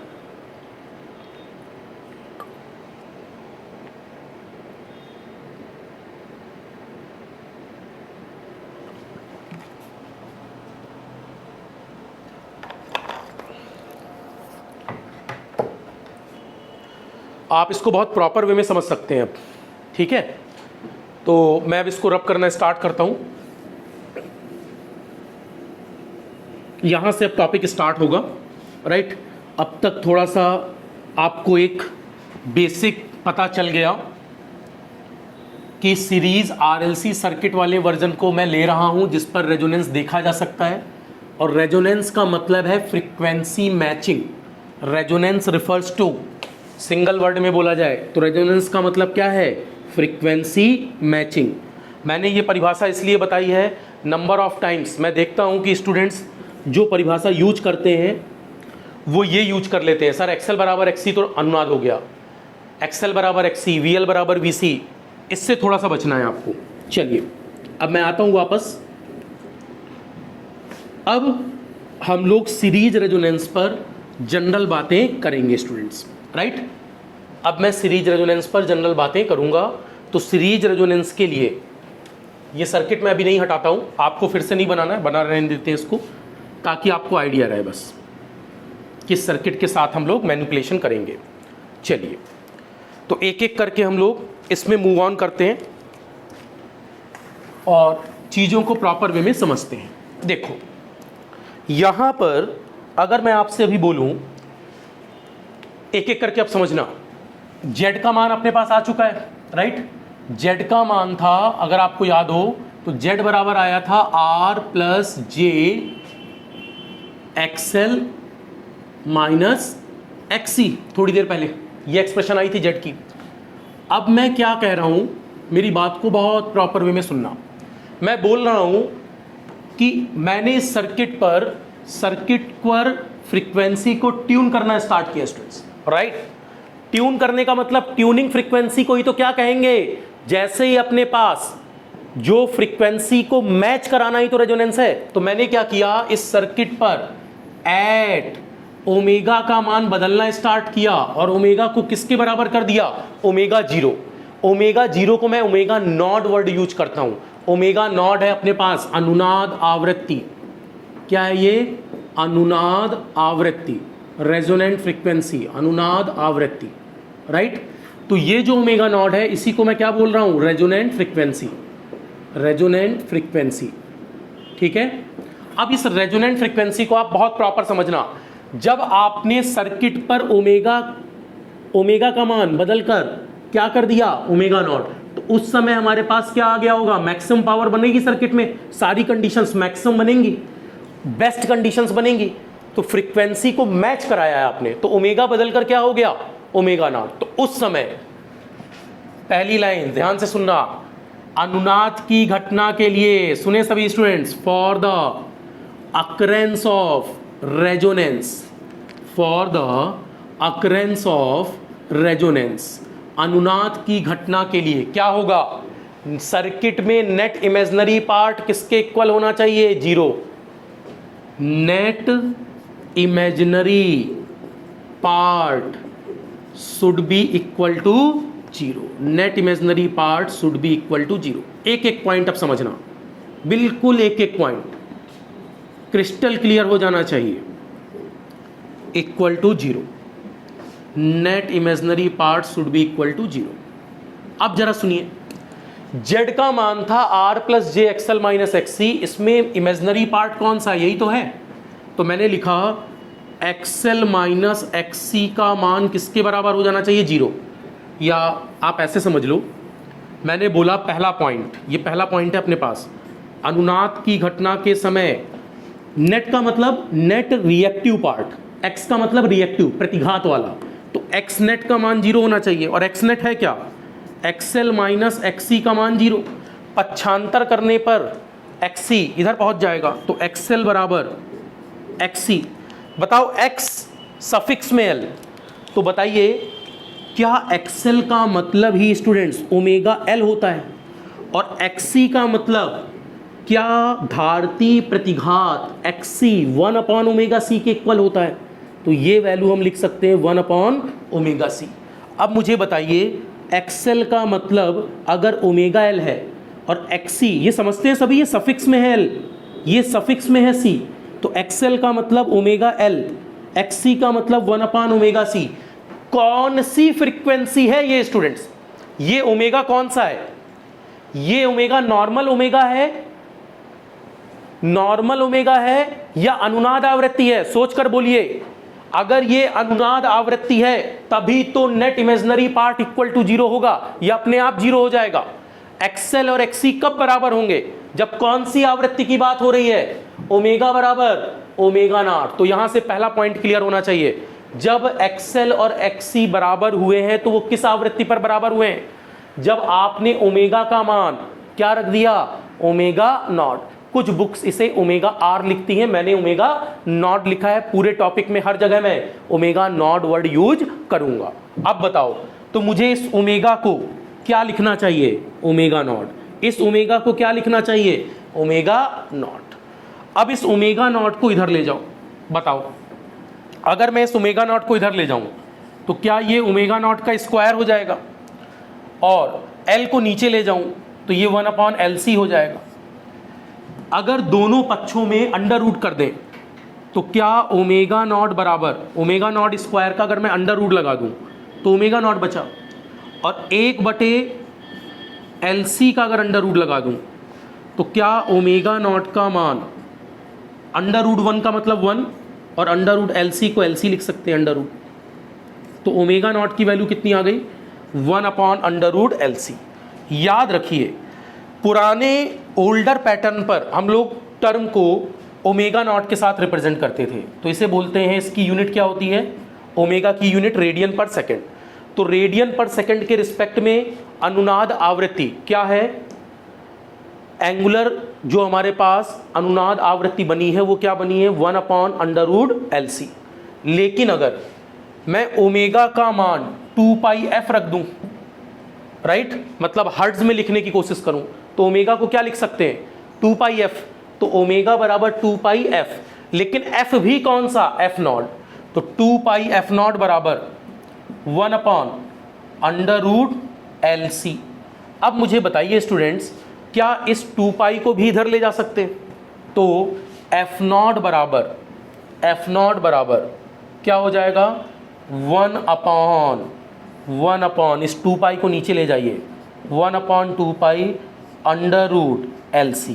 इसी को कहा जाता है f नॉट बराबर 1 अपॉन 2π अंडर रूट LC, का मतलब है इसी की यूनिट होगी हर्ट्स। तो जनरली प्रेजेंट सिस्टम में हम लोग जो फ्रीक्वेंसी एलोकेट करते हैं, अगर एग्जामिनर ने कुछ नहीं बोला तो हम हमेशा आंसर किस में रिप्रेजेंट करते हैं, हर्ट्स में, राइट। ओल्डर पैटर्न में आंसर किस में रिप्रेजेंट किए जाते थे, रेडियन पर सेकेंड। दोनों ही बातें फ्रीक्वेंसी को रिप्रेजेंट कर रही हैं, ये एंगुलर फ्रीक्वेंसी के टर्म्स में, ये नॉर्मल फ्रीक्वेंसी के टर्म्स में, राइट। जिसमें से न्यू पैटर्न क्या होता है, हर्ट्ज वाला हम यूज करते हैं। तो एफ नॉट की वैल्यू क्या हो जाएगी, 1/2π√LC, राइट। या ध्यान रखें, इस अनुनाद आवृत्ति के फार्मूले में कहीं आर वाली टर्म नहीं है, राइट।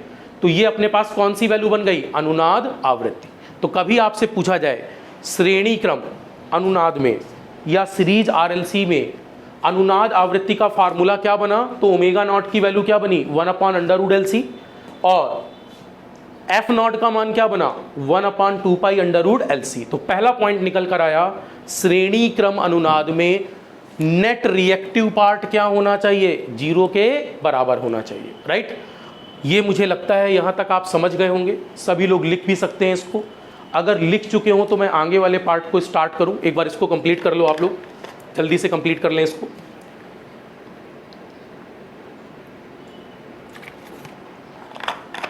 सो दैट मैं अगले वाले पार्ट पर मूव करूं।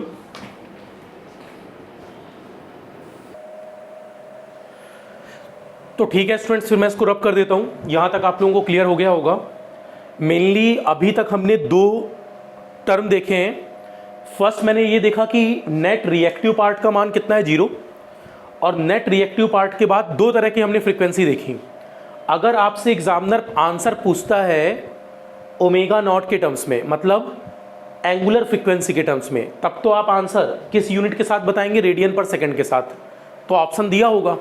और अगर जनरल वे में आंसर पूछता है मतलब हर्ट्ज के साथ, तब आप आंसर किसके साथ बताएंगे, एफ नॉट। तो आपके लिए अभी तक 2 फार्मूले काम के बने, एक ओमेगा नॉट का फार्मूला, ओमेगा नॉट बराबर 1/√LC, और दूसरा एफ नॉट बराबर 1/2π√LC, राइट। जनरल वे में आंसर हम लोग हर्ट्ज में देते हैं, बट वो डिपेंड करेगा कि ऑप्शन कैसे दिए हुए हैं। तो आप क्वेश्चन में ऑप्शन को जरूर देखेंगे। दूसरी बात, 2 टर्म अपने पास आ चुकी हैं सीरीज रेजोनेंस में।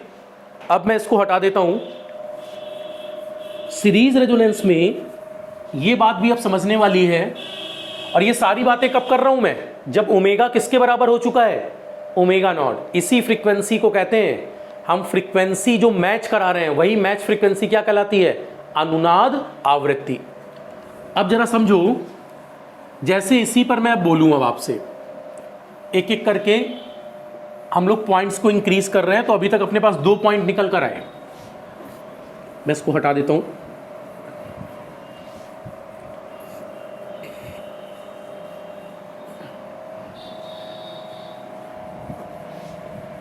आपने देखा कि श्रेणी क्रम अनुनाद में, सीरीज रेजोनेंस में, देखो ऑब्जेक्टिव क्वेश्चंस कैसे बनते हैं।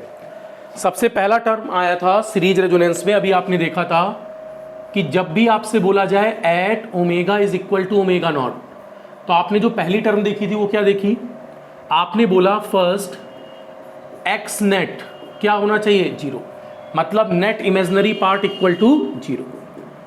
जो काल्पनिक संख्या वाला पार्ट है, net imaginary part should be equal to 0, net imaginary part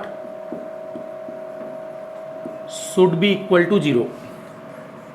और इससे कोई फर्क नहीं पड़ता स्टूडेंट मॉड लिख रहा हूं नहीं लिख रहा हूं, आपको समझ में आना चाहिए बात मैग्नीट्यूड वाइज हो रही है, ठीक है।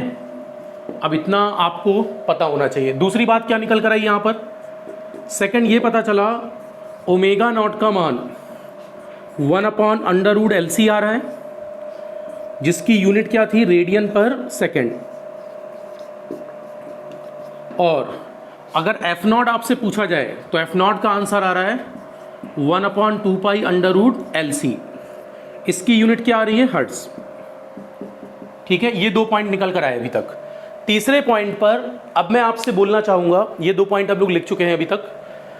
थर्ड पॉइंट की अगर मैं बात करूं तो देखो, थर्ड पॉइंट का मतलब है, आप ध्यान से समझना, अगर मैं आपसे बोलता हूं कि ओमेगा बराबर ओमेगा नॉट है, तो आप मुझे बताओ net imaginary part equal to 0 हो जाएगा, मतलब ये जो तीसरा पॉइंट है इसको समझेंगे आप, XL बराबर XC हो जाएगा। और अगर XL और XC बराबर है तो क्या हम बोल सकते हैं X नेट 0 हो गया। X नेट 0 होने का मतलब आप बताइए Z का मान क्या आएगा, अब R आएगा प्लस J।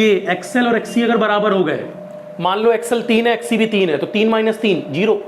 तो इसका मतलब XL और XC अगर मैग्नीट्यूड वाइज बराबर हैं तो क्या मैं बोल सकता हूं Z का मान R आएगा। बहुत ध्यान से मेरी बात को जरा समझें। क्या स्टूडेंट्स ये बात दिमाग में आ रही है कि पहले Z का मान, जैसे मान लो R की वैल्यू 3 है और XL और XC का अंतर मान लो कुछ J4 है, तो ये 3 + J4 है, मतलब XL अगर 7 है और XC 3 है तो 7 - 3 4 आ गया। तो 3 + J4 का मैग्नीट्यूड कितना आएगा, मॉड अंडर रूट में 3 का स्क्वायर प्लस 4 का स्क्वायर, मतलब ये 3 स्क्वायर प्लस 4 स्क्वायर का मतलब अंडर रूट में 25 आएगा। 3 का स्क्वायर 9, 4 का स्क्वायर 16, 16 और 9 25, तो अंडर रूट 25 आएगी वैल्यू। लेकिन यही वैल्यू जब 3 + J0 होगी, लिखना नहीं इसको, बस सुनना, 3 + J0, तो बताओ अंडर रूट में वैल्यू कितनी आएगी, 3 स्क्वायर प्लस 0 स्क्वायर, तो क्या ये वैल्यू अंडर रूट 9 आएगी। आप बताओ अंडर रूट 9 और अंडर रूट 25 में क्या अंडर रूट 25 काफ़ी बड़ी वैल्यू थी, अंडर रूट 9 इसका लोवेस्ट मान हो गया। तो Z का मान जब केवल R आएगा, मतलब XL और XC आपस में जब बराबर हो जाएंगे स्टूडेंट्स, तो क्या मैं बोल सकता हूं Z अपने लोवेस्ट वैल्यू पर है। तो इसी को मैं बोलूंगा तीसरे पॉइंट पर कि अनुनाद की घटना के समय XL और XC बराबर हैं, मतलब ओमेगा किसके बराबर है इस समय, ओमेगा नॉट। तो ओमेगा बराबर ओमेगा नॉट पर XL और XC आपस में बराबर होंगे, या X नेट 0 होगा, या Z अपने लोवेस्ट मान पर है। तो कभी भी आपसे पूछा जाए अनुनाद की घटना के समय इम्पीडेंस क्या होता है, मिनिमम या मैक्सिमम, तो आपका आंसर होगा अनुनाद की घटना के समय इम्पीडेंस क्या होगा, मिनिमम। क्लियर। अब चौथा पॉइंट जरा समझें। ओम के नियम से आप जानते हो V बराबर I इंटू Z होगा। V बराबर I इंटू Z से अगर मुझसे पूछा जाए I का मान, तो I बराबर V/Z होगा। अगर ये मान हम लोग मैग्नीट्यूड वाइज लिखना चाहें तो क्या मॉड लिख सकते हैं दोनों में। अब मुझे बताओ स्टूडेंट्स, क्या मॉड V बटे मॉड Z का मान इस समय Z क्या मिनिमम नहीं हो गया। इसको मॉड R लिखें या R लिखें, बात तो एक ही है। तो मॉड V बटे Z मिनिमम हो गया।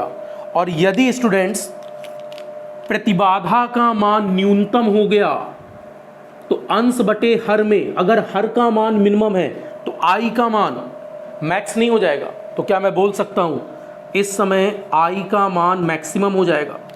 तो तीसरा पॉइंट निकल कर आया, मैं इसको लिख देता हूं।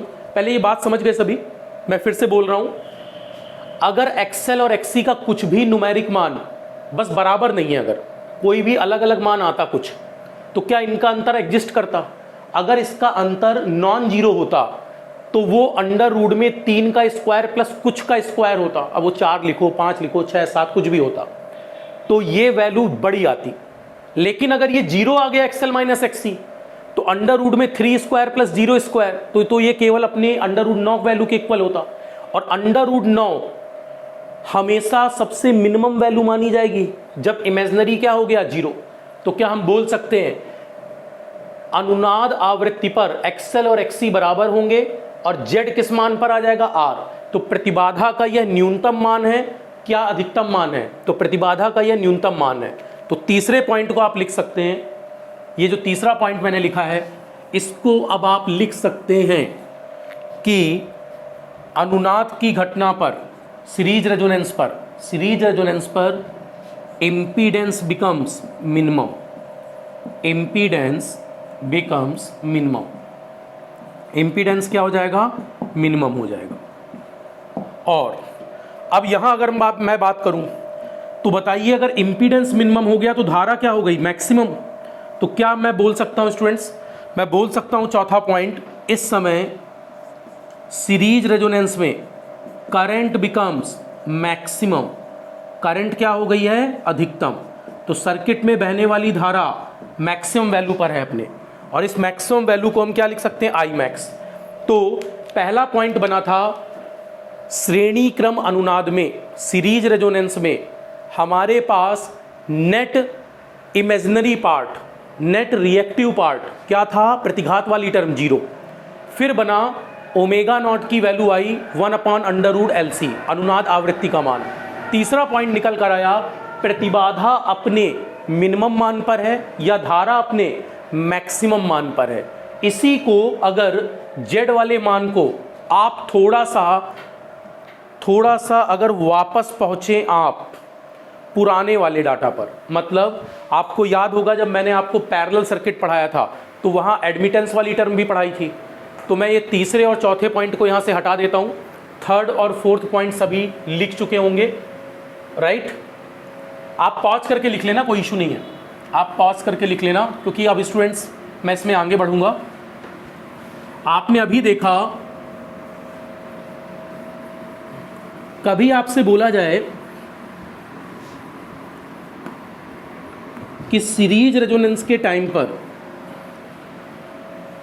एडमिटेंस का मान क्या होगा, तो देखो हालांकि सीरीज में पूछना नहीं चाहिए एडमिटेंस, बट मान लो एग्जामिनर ने पूछा, सीरीज में हम लोग जनरल फॉर्मेट कौन सा देखते हैं, इम्पीडेंस। तो मान लीजिए आपसे बोला जाए फॉर सीरीज रेजोनेंस, अगर सीरीज रेजोनेंस में y किस मान पर होगा, तो y बराबर क्या होता है 1/Z। ये पांचवा पॉइंट है स्टूडेंट्स, समझना। अगर अनुनाद की बात की जाए तो z किस मान पर है, क्या z अपने न्यूनतम मान पर है, z मिनिमम है। आप सोचिए अगर z मिनिमम है तो क्या मैं बोल सकता हूं y अपने अधिकतम मान पर होगा, y मैक्सिमम मान पर होगा। तो कभी आपसे पूछा जाए कि श्रेणी क्रम अनुनाद में एडमिटेंस का मान क्या होगा, तो आपका आंसर होगा एडमिटेंस बिकम्स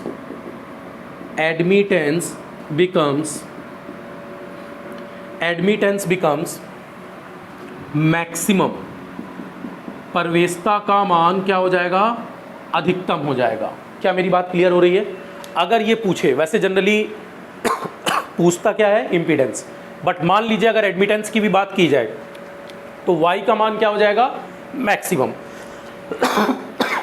सॉरी।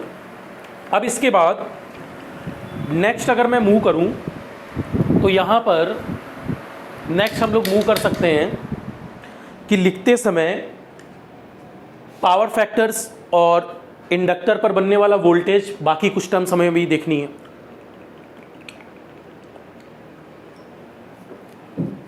तो अगर इन टर्म्स को देखा जाए तो इन टर्म्स को भी अब हम लोग विजुलाइज कर सकते हैं। मुझे लगता है यहां तक बातें सभी को क्लियर हैं। मेरी बात को थोड़ा सा प्रॉपर सोचना। अब मैं इसको हटा रहा हूं, अब यहां तक लिख लीजिए सभी। 5 पॉइंट्स अभी आपने लिखे हैं। मैंने आपसे कहा था पॉइंट्स थोड़े से यहां पर बनाएंगे। टोटल तो स्टूडेंट्स पॉइंट्स बहुत ज़्यादा बनेंगे, वो लास्ट में बनेंगे कंप्लीट, बट अभी कुछ कुछ जो बेसिक आइडिया लग रहा है वो बेसिक आइडिया मैं आपको बताने की कोशिश कर रहा हूं। चलो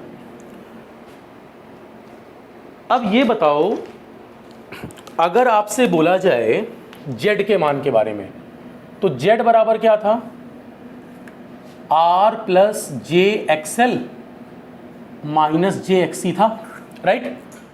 अगर मैं इस लाइन को ड्रा करना चाहूं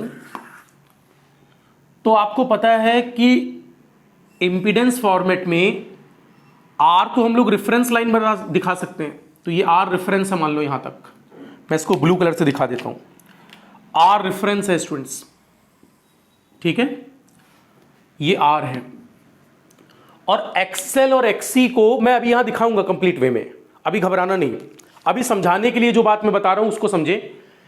एक्सएल और एक्सी की अगर मैं बात करूं तो एक्सएल का नेचर, मैं अभी रेफरेंस ही दिखा रहा हूं, एक्सएल अपवर्ड होगा, एक्सएल यहां तक है, ये लेंथ वाइज ही है बात। माइनस एक्सी इस रेफरेंस लाइन से कैसा होगा, नीचे होगा। तो ये माइनस एक्सी है, ये रेफरेंस लाइन से नीचे है। तो अगर आपसे बोला जाए कि आर से एक्सएल कितना लीड कर रहा है, तो ये 90 डिग्री का फेज डिफरेंस है। और आर से जो एक्सी है इसके बीच में कितने का फेज डिफरेंस है, 90 का। लेकिन अगर बोला जाए एक्सएल और एक्ससी के बीच में कितना फेज डिफरेंस है, तो ये कितना है 180। एक्सएल और एक्ससी के बीच में कितना फेज डिफरेंस है 180 का। क्या मेरी बात क्लियर हो रही है? आर रेफरेंस वैल्यू है। इस आर के साथ अभी मैं फेजर सम करके भी आगे फिगर दिखाऊंगा। अभी मैं आपको समझाने की क्या कोशिश कर रहा हूं कि आर और एक्सएल में आपस में कितने का फेज डिफरेंस है। एक्सएल का नेचर था प्लस जे, तो ये प्लस 90, और माइनस जे एक्ससी का मतलब इस रेफरेंस से माइनस जे का मतलब माइनस 90, राइट। तो आर से ये माइनस 90 है और आर से ये प्लस 90 है। लेकिन अगर मैं बोलूं एक्सएल और एक्ससी कैसे हैं, तो क्या मैं बोल सकता हूं एक्सएल और एक्ससी आपस में 180 डिग्री का फेज डिफरेंस कैरी कर रहे हैं। Very very important students, XL और एक्ससी आपस में कितने का फेज डिफरेंस कैरी कर रहे हैं 180 का। जबकि आर से एक्सएल कितना है प्लस 90, आर से एक्ससी कितना है माइनस 90, और इन दोनों के बीच का टोटल एंगल वो कितना है 180। मैंने भी फेजर सम नहीं लिखा है, ध्यान से सुनना। फेजर सम मैं अभी पुराने मेथड से ही लिखूंगा। ये जस्ट मैं पैरेललोग्राम जब आपको पढ़ाऊंगा तो इनको भी बनाना बताऊंगा। अभी मैंने जस्ट ये एक डाटा बनाया ताकि आपको मैं एक्सएल और एक्ससी के बीच का कोण दर्शा सकूं, नहीं तो आपको एक्चुअल फिगर से एक्सएल और एक्ससी के बीच का कोण नहीं दिखेगा। अगर मैं इसका फेजर सम जैसे हम बनाते थे वैसे बनाए तो क्या बनेगा, आर रेफरेंस है, हाँ घबराओ नहीं, मैं इस फिगर पे आ रहा हूं, चिंता मत करो। आर रेफरेंस है, मान लेता हूं मैं आर यहां तक है, ठीक है, आर यहां तक है। अब ये आर हो गया, जहां ये खत्म होगा वहां से मैं एक्सेल को दिखा लेता हूं। तो एक्सेल 90 डिग्री लीड कर रहा होगा अप टू दिस है ये एक्सेल। इसकी लेंथ कितनी है स्टूडेंट्स, एक्सेल, जिसको मॉड एक्सेल लिखता था मैं, राइट, मॉड एक्सेल भी लिख सकते हैं। मॉड एक्सेल लिखेंगे तो बहुत परफेक्ट वे होगा मैग्नीट्यूड वाइज। अब एक्ससी का मतलब क्या है स्टूडेंट्स, जहां ये वेक्टर खत्म होगा वहीं से दूसरा वेक्टर स्टार्ट होगा। वेक्टर एडिशन को क्लियर है सबको? तो आर जहां खत्म हुआ वहां से मैंने एक्सेल को बनाया। अब एक्ससी का नेचर डाउनवर्ड होगा, तो जहां ये खत्म हुआ है वहीं से मैंने एक्ससी को बना दिया, तो ये एक्ससी आ गया। एक्ससी की लेंथ और एक्सेल की लेंथ बराबर है, एक्सेल और एक्ससी क्या है आपस में बराबर, तो क्या ये दोनों कैंसिल हो जाएंगे? तो बताओ आर किसके बराबर आ गया, जेड। आर किसके बराबर आ गया, जेड। तो क्या मैं बोल सकता हूं, अगर आपसे बोला गया है शक्ति गुणांक पॉइंट नंबर 6 पावर फैक्टर, तो क्या पावर फैक्टर cos फाई बराबर आर बाई जेड हमने पढ़ा था, और आर बाई जेड का मान कितना है इस समय आर। कब, अनुनाद आवृत्ति जब बन रही होगी, सर्किट अनुनाद की कंडीशन में होगा, तो एक्सएल और एक्ससी बराबर होंगे। अगर एक्सएल और एक्ससी बराबर है स्टूडेंट्स, तो क्या जेड का मान आर के बराबर नहीं होगा, और जेड का मान अगर आर के बराबर है तो जेड बराबर मैंने आर पुट कर दिया। ये सबको समझ में आया? आर और आर अगर आपने कट कर दिया तो पावर फैक्टर का मान क्या आ गया 1। इसी को क्या कहते हैं हम लोग, यूपीएफ। तो क्या ये बात सभी को क्लियर हो रही है? मैंने एक्सएल एक्ससी यहां क्यों दर्शाए हैं, ताकि आपको क्लियर हो जाए कि एक्सएल और एक्ससी के बीच का कोण कितना है। अदरवाइज आपको इनके बीच का एंगल समझ में नहीं आता। तो कभी आपसे पूछा जाए इंडक्टर और कैपेसिटर दोनों पर मैग्नीट्यूड वाइज रिएक्टेंस क्या है, बराबर, बट दोनों एक दूसरे से आउट ऑफ फेज है कितना, 180 डिग्री। आर से एक्सएल कितना है आउट ऑफ फेज, 90। आर से एक्ससी कितना है -90। बट अगर बोला जाए एक्सएल और एक्ससी के बीच का फेज डिफरेंस तो कितना है 180, दैट इज 180। तो मुझे लगता है ये पॉइंट्स अब तक आपके दिमाग में आ चुके होंगे, 5 to 6 पॉइंट्स। अब ये 5 to 6 पॉइंट्स के बाद मैं स्टूडेंट्स न्यू पॉइंट्स पर मूव करता हूं। मुझे ये बात क्लियर हो रही है सबको क्या, कि ये वाला डायग्राम मैंने ऐसे क्यों बताया। ऐसे बताने की वजह ये थी कि आपको क्लियर हो जाए कि एक्सएल और एक्ससी के बीच में एंगल डिफरेंस कितना है, राइट। बाकी जो मैं बनाता था वो मैंने आपको इंपीडेंस ट्रायंगल बनाना सिखाया है, पावर ट्रायंगल बनाना सिखाया है, वोल्टेज ट्रायंगल भी बनाना सिखाया है। तो मुझे लगता है अप टू दिस बातें क्लियर है। नेक्स्ट, अब देखो, अगर यहां आप टर्म को प्रॉपर वे में लिखना चाहें, टर्म्स को प्रॉपर वे में लिखना चाहें 7 नंबर के पॉइंट पर, तो देखो मैं क्या बताने की अब कोशिश कर रहा हूं। कुछ नया नहीं है स्टूडेंट्स, वही बेसिक बातें, बस थोड़ा सा इनको प्रॉपर वे में सीखना है। आपसे अगर बोला जाए कि आप इस सर्किट में केवीएल अगर लगाएं, तो आप जब केवीएल लगाओगे तो आपको क्या दिखाई देगा? किरचॉफ वोल्टेज के नियम से चलते हुए पहला साइन क्या मिलेगा? प्लस वीआर फेजर, फिर प्लस यहां बनने वाला वीएल फेजर, अब ये फेजर फॉर्म में लिख रहा हूं, प्लस बनने वाला वोल्टेज वीसी फेजर, फिर चलते हुए चलते हुए चलते हुए चलते हुए यहां पर पहला साइन क्या मिला? माइनस, माइनस का वीएस फेजर। क्या पाथ कंप्लीट हो गया? पाथ कंप्लीट हो गया तो वैल्यू बराबर 0 हो जाएगी। इसके बाद अगर मैं वीएस फेजर को पक्षांतर कर दूं तो वीएस फेजर बराबर VR phasor plus VL phasor plus VC phasor हो जाएगा। यार मैग्नीट्यूड वाइज बातें आपको दिमाग में होंगी, राइट? तो अगर मैं फेजर हटाऊं तो क्या मैं बोल सकता हूं वीएस फेजर का मतलब, अभी समझाने के लिए, क्या मैं इसको बोल सकता हूं स्टूडेंट्स कि यहां जो वैल्यू होगी ये मॉड वी आर एंगल 0 है। हाँ, नेक्स्ट इंडक्टर पर बनने वाला वोल्टेज, इंडक्टर पर बनने वाला वोल्टेज एंगल कितना रखेगा? +90। कैपेसिटर पर बनने वाला वोल्टेज कितना एंगल रखेगा? -90, राइट? तो मुझे लगता है ये बेसिक बातें आपके दिमाग में होंगी।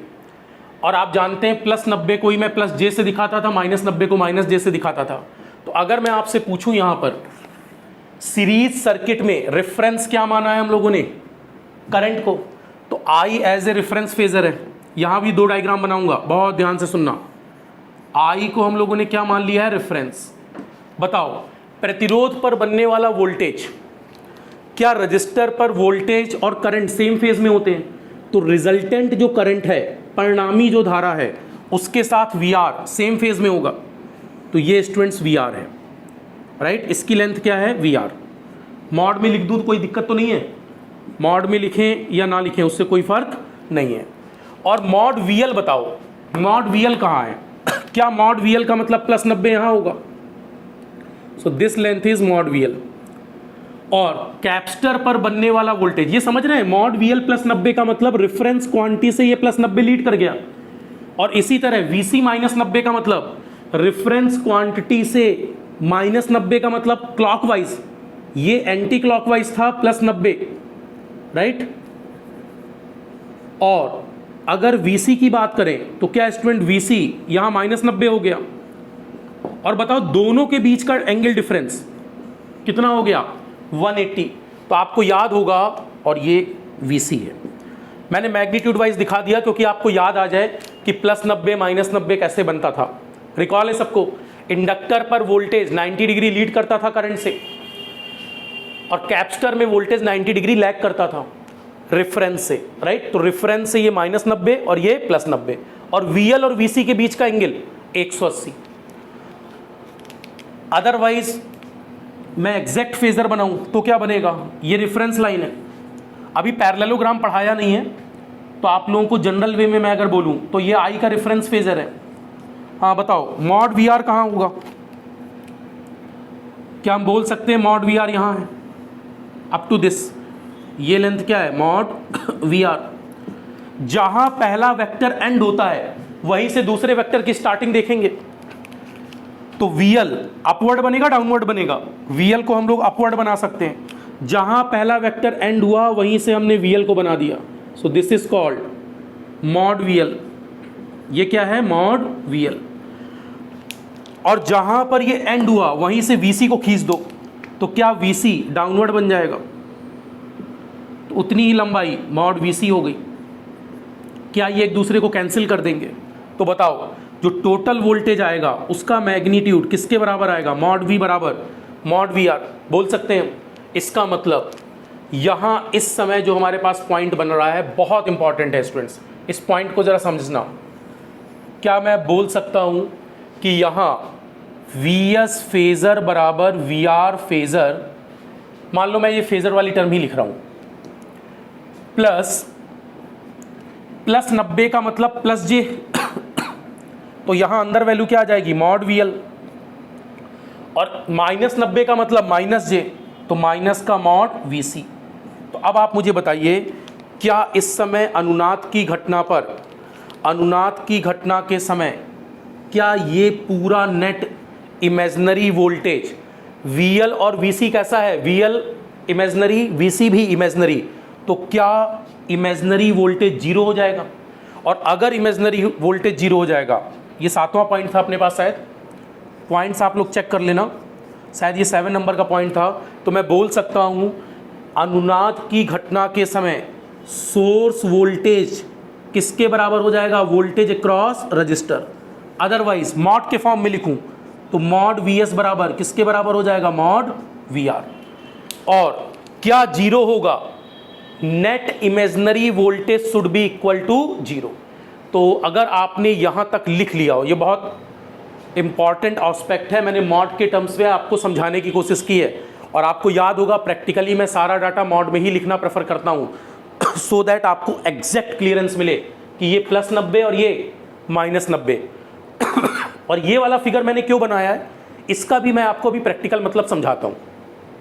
ये तो मैं आपको वोल्टेज ट्रायंगल, इंपीडेंस ट्रायंगल में पढ़ाते हुए आया हूं, मैं ये क्यों बना रहा हूं पैरेललोग्राम के लिए, उसका मतलब मैं भी आपको समझाऊंगा, ताकि आपको VL और VC में कुछ क्लियरेंस मिल जाए, राइट। तो ये लाइन मैं भी इसके नीचे लिख देता हूं, अगर आपने यहां तक लिख लिया हो, आप लोग पॉज करके इत्मीनान से यहां तक लिख लेना। मैग्नीट्यूड वाइज सोर्स वोल्टेज और वोल्टेज अक्रॉस रजिस्टर इक्वल होगा, फेजर में भी दोनों इक्वल होंगे। और KVL कब लगा सकते हैं, फेजर फॉर्म में, तो मैंने फेजर फॉर्म लिखा। फेजर फॉर्म के बाद +J और -J के लिए मैग्नीट्यूड का फॉर्म लिखा मैंने। अब मैं इसको हटा सकता हूं अगर आप यहां तक लिख चुके हो। अगर ये लिख चुके हैं स्टूडेंट्स और ये VL VC बराबर है तो कैंसिल हो गए, तो टोटल वोल्टेज किसके बराबर आ गया, VR के। और ये V है कौन सा, सोर्स वोल्टेज है, सॉरी इस V को भी क्या लिख सकते हैं हम लोग, VS, सोर्स वोल्टेज। मैं इसको हटा देता हूं स्टूडेंट्स, ताकि मैं अब इसको प्रॉपर वे में लिख पाऊँ। थोड़ा सा स्पेस का इशू तो रहेगा अभी, क्योंकि एक ही बोर्ड पर ऑनलाइन में आपको चीज़ें मिलेंगी, तो एक बोर्ड के साथ थोड़ा सा रिस्ट्रिक्शंस रखने पड़ते हैं, वो भी कोई इशू नहीं है, समझ जाएंगे आप।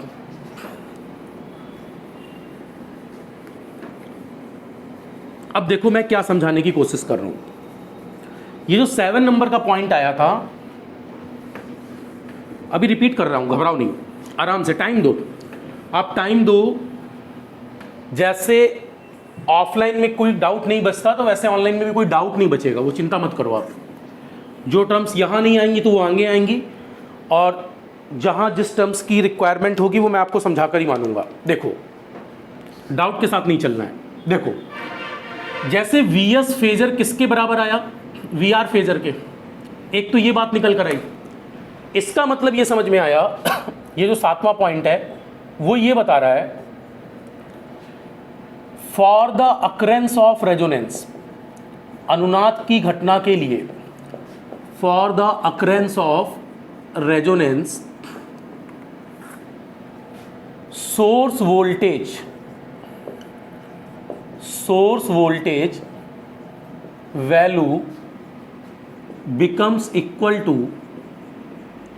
source voltage value becomes equal to voltage across resistor। Source voltage किसके बराबर हो गया, वोल्टेज अक्रॉस रजिस्टर के, मतलब पूरा सोर्स वोल्टेज किसके बराबर हो गया, VR।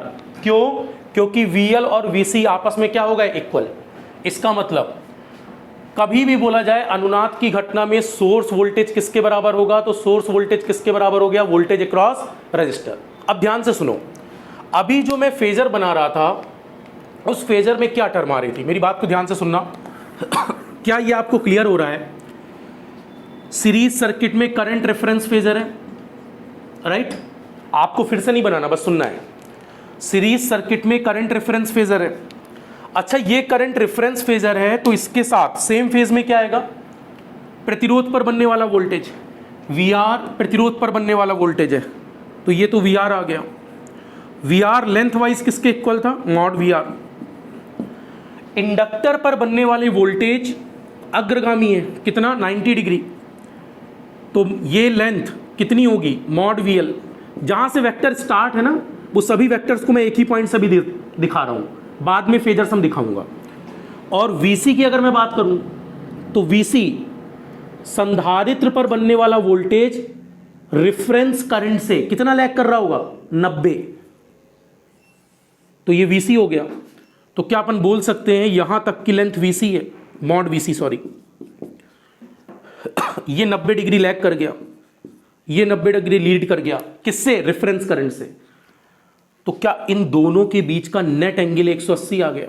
अब ये पॉइंट मैं लिखवाऊंगा आपको। ये बात आप समझनी है, जो मैंने अभी बनाया था, हम लोग प्रैक्टिस में किस में थे, I as a reference phasor. आई अगर एज ए रेफरेंस फेजर है तो आई के साथ देखो जरा, आई के साथ वी आर अपना यहां बनेगा, यहां तक की लेंथ क्या हो गई, V R, this is mod V R. अब मुझे बताओ, जहां पहला वेक्टर खत्म हुआ वहां से दूसरा वेक्टर स्टार्ट कर दे, तो ये मान लो वी एल है, ये लेंथ कितनी है, मॉड वी एल। जितना ये वेक्टर जहां एंड हुआ, क्या वहीं से दूसरा वेक्टर अब स्टार्ट कर दे, वी सी, तो वी सी आपने डाउनवर्ड खींच दिया और इस लेंथ को क्या मान लिया, मॉड वी सी। तो क्या ये दोनों एक दूसरे को कैंसिल कर देंगे। तो बताइए वी आर किसके बराबर आ गया, मॉड ऑफ वी एस। अब आप सोचकर बताओ, क्या सोर्स वोल्टेज और जो करंट है, परिणामी करंट है, क्या आई और वी के बीच का एंगल जीरो नहीं आ गया, बोलो।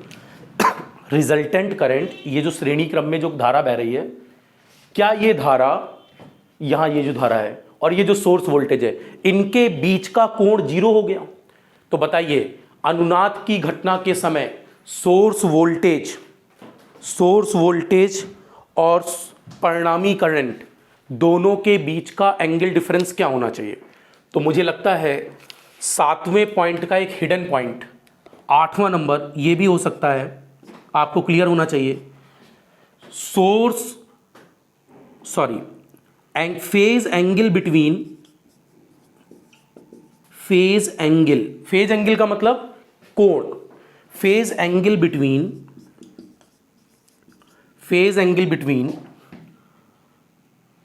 रिजल्टिंग करंट, परिणामी धारा, resulting current and voltage should B zero. क्या किसके बराबर होना चाहिए, जीरो के बराबर। आप चेक कर लीजिए, क्या phase angle between resulting current और वोल्टेज के बीच में, इस आई और सोर्स वोल्टेज के बीच में, या परिणामी वोल्टेज और परिणामी करंट के बीच का एंगल डिफरेंस, क्या दोनों सेम लाइन में नहीं है। और अगर दोनों सेम लाइन में है, इसका मतलब दोनों के बीच का कोण कितना है, जीरो। अगर ये जीरो है तो इसी को कहते हैं सेम फेज। क्या बोलते हैं, सेम फेज। तो कभी भी अनुनाद की घटना होगी तो अनुनाद की घटना में वोल्टेज और करंट के बीच का एंगल कितना होगा स्टूडेंट्स, जीरो, राइट। इसी को हम कह सकते हैं, अगर पावर फैक्टर आपसे पूछा जाए तो पावर फैक्टर बराबर अनुनाद के समय cosine of angle between V and I. बताओ वोल्टेज और करंट के बीच में एंगल कितना है, ये करंट वाली लाइन है और यही रिजल्टेंट वोल्टेज वाली लाइन है, क्या दोनों के बीच में एंगल जीरो नहीं है। अगर दोनों के बीच में एंगल जीरो है तो cos जीरो बराबर 1, और इसी को क्या कहते हैं, यूपीएफ, यूनिटी पावर फैक्टर। इसी को क्या कहते हैं students, unity power factor, right.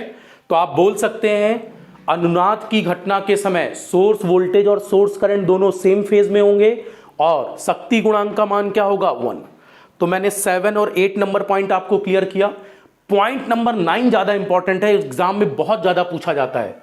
जरा आप समझें मैं क्या बताने की कोशिश कर रहा हूं। कई बार एग्जाम में पूछता है, इस पॉइंट के लिए फेजर मैं आपको बता रहा हूं।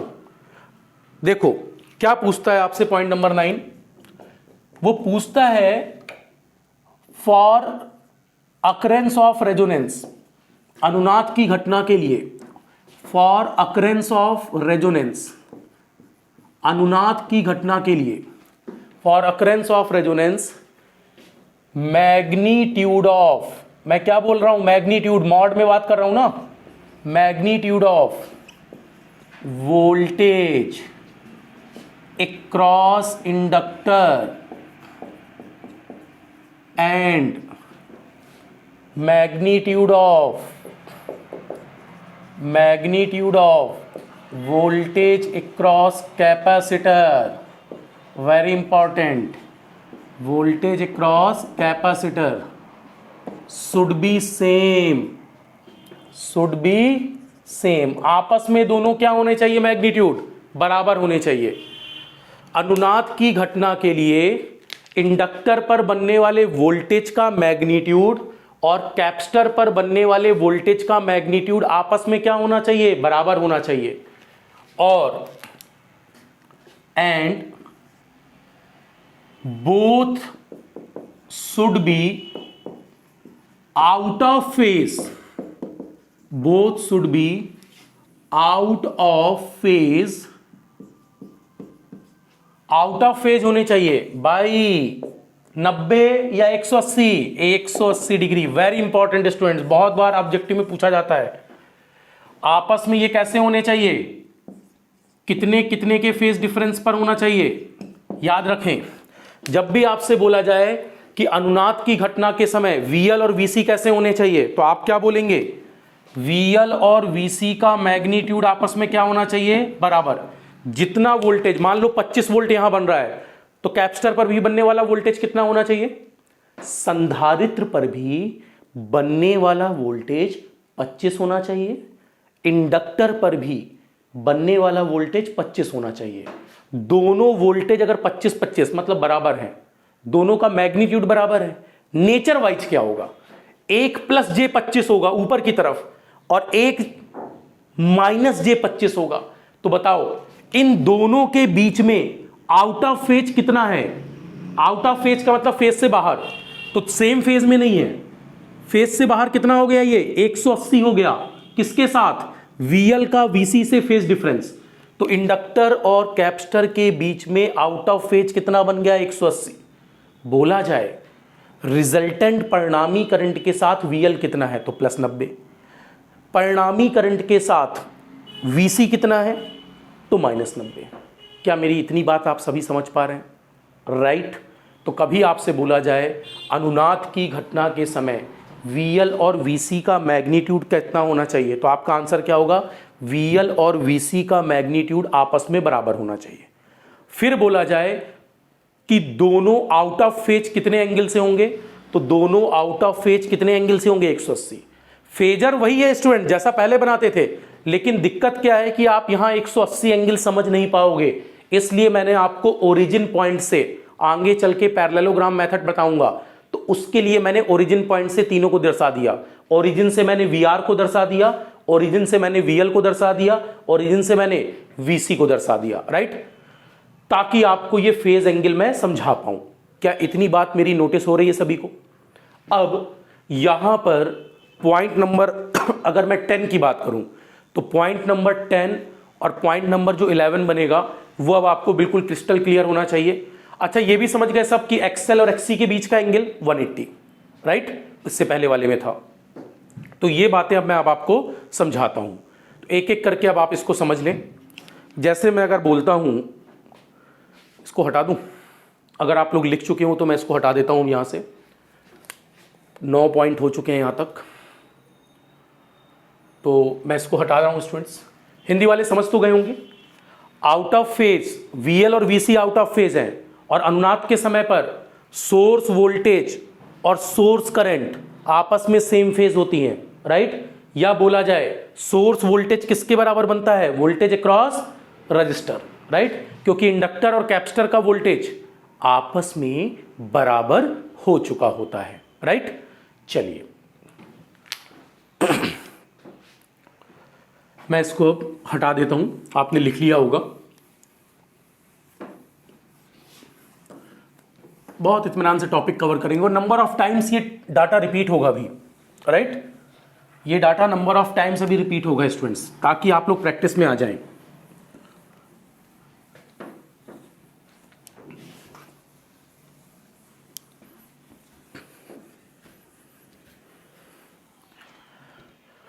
अब कभी आपसे बोला जाए, ये थोड़ा सा इंपॉर्टेंट हो जाता है कि अनुनाद की घटना के समय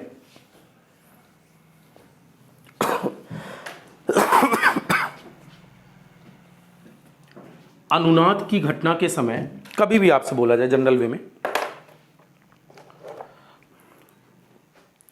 अगर आपसे बोला जाए अनुनाद की घटना के समय, ये पॉइंट नंबर 10वां है मान लो, अनुनाद की घटना के समय अगर आपसे बोला जाए for the occurrence of resonance ZLC क्या होगा? ZLC का मतलब impedance of inductor and capacitor, तो इसका मतलब होगा ZL phasor plus ZC phasor. हाँ ध्यान से सुनना, ध्यान से, इंडक्टर पर बनने वाला प्रतिबाधा क्या होगी? L को L तो नहीं लिख सकते, L को किस में कन्वर्ट करोगे फेजर में? XL, और XL का नेचर प्लस जे माइनस जे प्लस जे, तो क्या स्टूडेंट्स ZL का मतलब मैं लिख सकता हूं प्लस जे XL, राइट। संधारित्र पर बनने वाली प्रतिबाधा कितनी हो जाएगी? ZC फेजर का मतलब माइनस जे XC, तो अब हम इसको क्या लिख रहे हैं? माइनस जे XC। मेरी बात को बहुत प्रॉपर सुनना, अगर आपने J कॉमन ले लिया तो ये XL माइनस XC है, और अनुनाद की घटना के समय for occurrence of resonance, for occurrence of resonance, अनुनाद की घटना के समय XL और XC आपस में क्या थे? बराबर थे। तो बताओ ZLC का मान कितना आ जाएगा? प्लस J इंटू जीरो, और जीरो इंटू समथिंग का मतलब जीरो आ जाएगा। तो क्या मैं बोल सकता हूँ इंडक्टर और कैपेसिटर से बनने वाली कुल प्रतिबाधा जीरो आ गई, और प्रतिबाधा का मान जीरो होने का मतलब ब्रांच का व्यवहार कैसा है? तो अनुनाद की घटना के समय at resonance condition, at resonance condition मैं बोल सकता हूं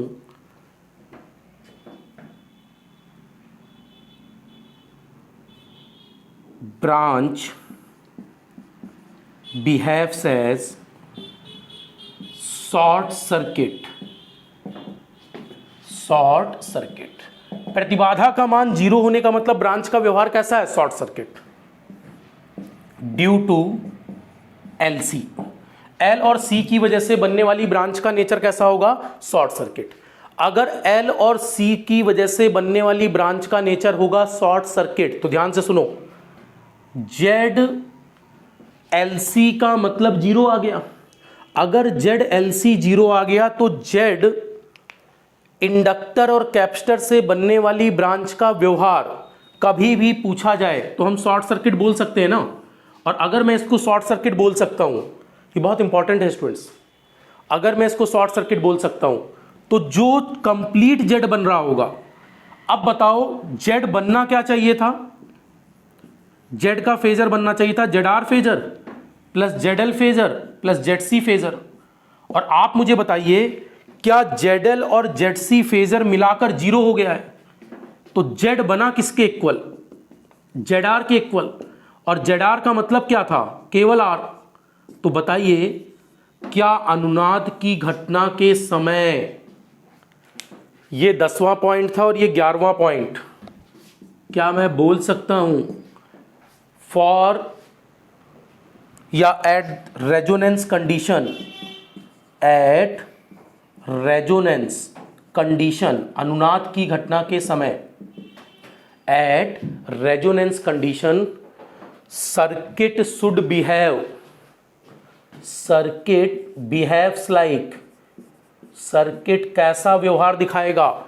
circuit behaves like purely resistive circuit. Purely कैसा दिखाई देगा? रजिस्टिव जैसा है तो RLC, लेकिन व्यवहार कैसा हो जाएगा इसका? Purely resistive circuit, right. तो कभी आपसे बोला जाए अनुनाद की घटना के समय सीरीज RLC सर्किट कैसा व्यवहार करता है स्टूडेंट्स?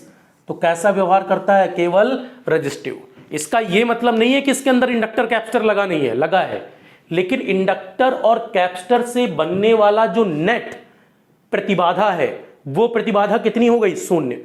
शून्य क्या मतलब? कभी आपसे बोले इंडक्टर और कैपेसिटर से बनने वाली कुल प्रतिबाधा का नेचर कैसा होता है, तो Z का मान 0, इसका मतलब ब्रांच का व्यवहार 0 ओम का मतलब क्या होगा? Short circuit.